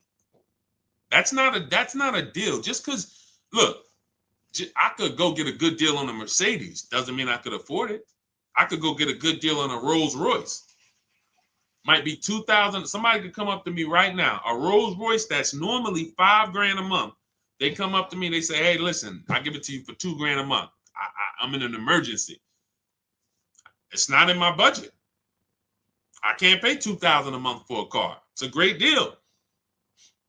You get what I'm saying? Affordability has nothing to do with the deal. The deal is we found a dealer. He's beating all his competition. He's taking off the most money. Here's his price. That's the deal. It doesn't matter if you could afford it or not. That means nothing. That means nothing. Hopefully you can afford it. Hopefully you're not looking at a car that is outside of your budget. But that is affordability, monthly payments, money down, zero to do with did I get a good deal. All that does is what did I want my payment to be? What did I want my payment to be? All right. So now everything that we're teaching is in my new digital book. If you're like, Deshone, I want the whole blueprint. There's no way I'm going to be able to remember this. So much stuff we didn't even get into. We didn't get into high mileage driving. We didn't get into high mileage leases. We didn't get into rebates and used cars. We didn't do any used cars. Talking about how we shop for used cars and how to narrow it down. There are deals everywhere. And there's been deals everywhere. But one thing I can say, for the people who don't know what they're doing, there are no deals. For those, if you're like, man, I feel like there's no deals out here. I feel like everything is overpriced. For you, it is, because you don't have any strategy. You're winging it. And the second most expensive purchase of your life, you're just freestyling it. And you're going to do this multiple times. It's different with a house. Some people only buy one house in their whole life, maybe three. You're getting cars for you, your family, your household. You're doing this several times throughout your life, and you're freestyling it. That's why you're not going to save the big money. That's why you're not going to have the peace of mind, the buyer's remorse. But if you come out of that, unlearn all of that, the way that they programmed you to car shop, start to stay at home, learn how to make dealers bid, how to make banks bid. That's another thing we didn't go into today. We didn't go into loans or making banks bid for our loan. This is all in my book. So if you guys are like, man, you know what? I want the whole blueprint. Give me the step-by-step. That's Cars from Home. 7 steps to saving time, money, and avoiding dealerships. It's a digital book, so it'll be in your inbox in literally 5 minutes, normally $97. But as part of my welcome offer, you can get your copy for $24, which is 75% off, but it's only for 30 minutes. So you got 30 minutes. Go to my TikTok bio, Instagram bio, the YouTube comments or the Facebook comments. Click those links. That's going to activate your 75% off. And you'll have everything I teach. Leasing, below market purchases, new cars, used cars, bad credit strategies, negative equity. Some of you are dealing with negative equity. It's all in there step by step. So once you pay, make sure you screenshot and save the thank you page. You can open the book directly on that page, but I also email you a copy. But sometimes you type your email wrong. I can't email a copy to a wrong email. So you'll have my support team's email. If that book isn't in your inbox in 5-10 minutes, Monday through Friday, reach out to my support team so they can make sure that you get your book. For those of you who want to work directly with me, if you qualify, click those same links and you can see, instead of reading, you might want a video experience and you might want to work with me on Zoom calls. We do 2 Zoom calls a month. And then we have a private Facebook group with over 1,500 people in it that have come before you. If that's more of your learning style, then you can hit the button that says Shop with Deshone, and you can see if you qualify for us to shop together. Other than that, I put the information out. We don't hold back. There is no, hey, if you pay, this is what you get, except I have calculators. So there's things I can't give because I built them inside my book. There's like 5 different calculators, custom calculators that we use, budgeting calculators you put all your lease offers into, and then it tells you what to counter. Same thing with purchases. So I got a ton of stuff in there that's proprietary, but everything else I give away. I don't hold back anything in these streams. But I just know some people are like, I don't want to remember this. I'm not gonna remember this. Let me go deeper and make sure I have access to everything I need to know to save thousands of dollars on cars and time. People spending 5 hours or 2-3 days in dealerships. This is ridiculous. It's not necessary. Hey, you'll wonder why you didn't come over sooner, because it's out of control. People going back to the dealers 2-3 days. Let me see if I can get some more money off. Anyway, it's not a good way to do business. So shout out to everybody who grabbed your book. Thanks for checking in. I think we went as thorough as we could today. We'll have a lot more coming. No, you cannot use, Naya, you can't use anything to negotiate your lease. She said, can I use Edmunds to negotiate my lease? Nothing is going to do the work for you. Unless you're hiring a team who is going to go do the work and watch this, show you the work.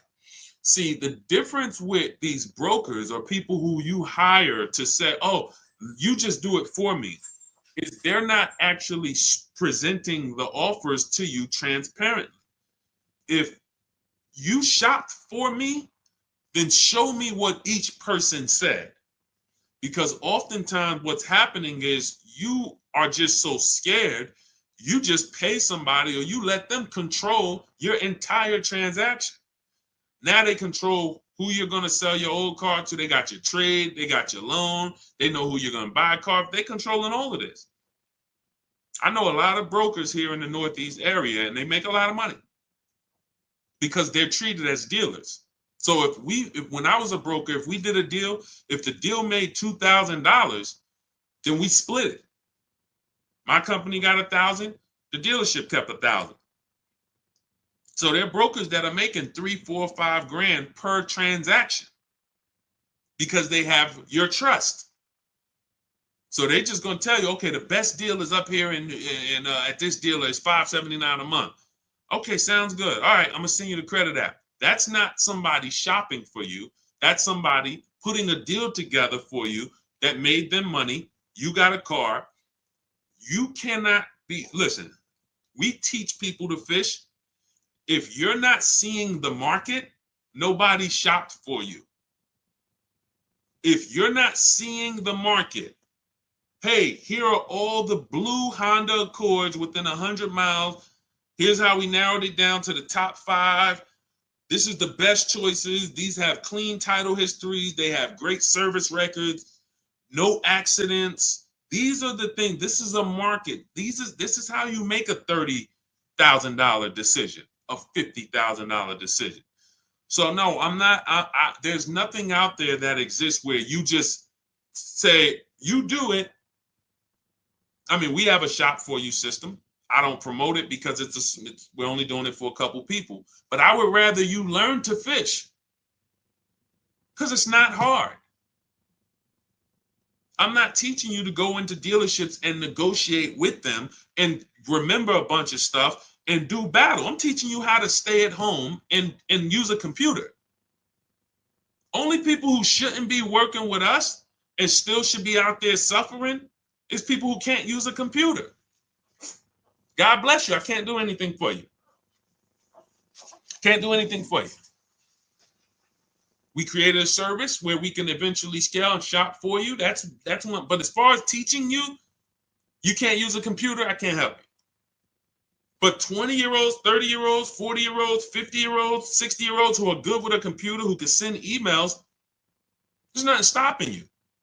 When you're putting yourself through that whole ordeal to go shop the old way and go do battle and lose a bunch of money, leave the dealership feeling with your head down, for what? For what? It's not necessary. It's not necessary. This is a very simple process. I show all these people for a reason. So you can see it's women here, it's men, it's young women, it's older women, it's single moms, it's introverts. We got it all. We got it all. The difference is these people made a decision that they were going to learn the cars from home way. They were going to start enjoying their car shopping, and they were going to unlearn what the car business had programmed them to do. Car business loves the fact you're going to keep shopping the same way. Keep coming into the dealership, hoping, asking us to take off some money. Come on, take off some money. Keep doing that. Don't change anything. Don't change anything. We make a bunch of money when y'all keep doing this. But you want to help, you want to stop people from making money on you? Stop going into dealerships. Test drive, come home. I'm here for a test drive. Thank you. Can I have your card? I'll call you if I'm interested. You come home, you get your bids from home, you have a great experience. You save a bunch of money. You don't spend more than 30 minutes in a dealership. Best thing in the world. Okay, so it's all in my digital book. You'll have the blueprint, Cars from Home, 7 steps to saving time, money, and avoiding dealerships. Normally $97, but get your copy for 75% off. If you're there before 30 minutes, TikTok bio, my Instagram bio, the YouTube comments, the Facebook comments, click those links. That'll activate it, and then you'll have the book in your inbox because it's a digital book. So you can be using it today for your shopping, and it only takes you a couple days to get your deal. Okay, we don't play around. You don't need 8 hours. This isn't a college course. Okay, it doesn't take that long to buy cars. All right, go grab your book. God bless y'all. I'll see y'all on the next stream. I just wanted to tap in with Naya because she had made a comment that I saw. And everybody who got your book, use it. Please make sure you continue. I have a lot of new deals that I have to bring in on the next stream. I have had a lot of you email me with your deals, and I appreciate you. Make sure you keep sending me your deals. When you pick up your car, send me your paperwork. I have a lot of, I'm going to bring them in for the next stream. A lot of you have been sending me your deals, so I appreciate it. Continue to celebrate yourself because, you know, it's something great about getting a new car, but it feels even better when you're confident with the numbers. It feels even better. You notice people always tell you when they got a new car, they don't talk numbers, though. People pull up, hey, I got my new car. They never talk about numbers, never talk about the deal because secretly they're ashamed of it. When you see all of these people I share, the first thing we're talking about, even before we pick up the car, is the deal. Look, wanted to share my experience, purchased my car 2 days after watching the videos. We have videos in that book too. I link you to videos as well. The first day I sent out the template, received about 7 different offers. On day 2, I emailed. The dealer MSRP was $36,365 on a 2025 Kia. In closing, MSRP with discounts and rebates down to $32,680. So he saved $4,000 off. Monthly payments $400. No money down. It's a 1.1% lease. $400 a month, $36,000 MSRP in minutes from home. You think we have to tell him not to go into dealers anymore? You think any of these people, see, I don't worry about the people who've been changed. They're never going back again. I think it's somebody who said, I will never buy another car any other way again. Was it Teddy? I think it was Teddy. Look. This post is a bit wordy, but I'm too pumped. I will never, I repeat, never lease another vehicle any other way but from home. Once these people do this once, they're never going back there again. Like, what? So we want you to unlearn that, step out of that world, come into our world where you're empowered, making deals, saving all the money, no buyer's remorse, eliminating anxiety, enjoying your car purchases. It's not too much to ask. That's what we do over here. So go grab your book. I'll see y'all on the next stream. God bless you.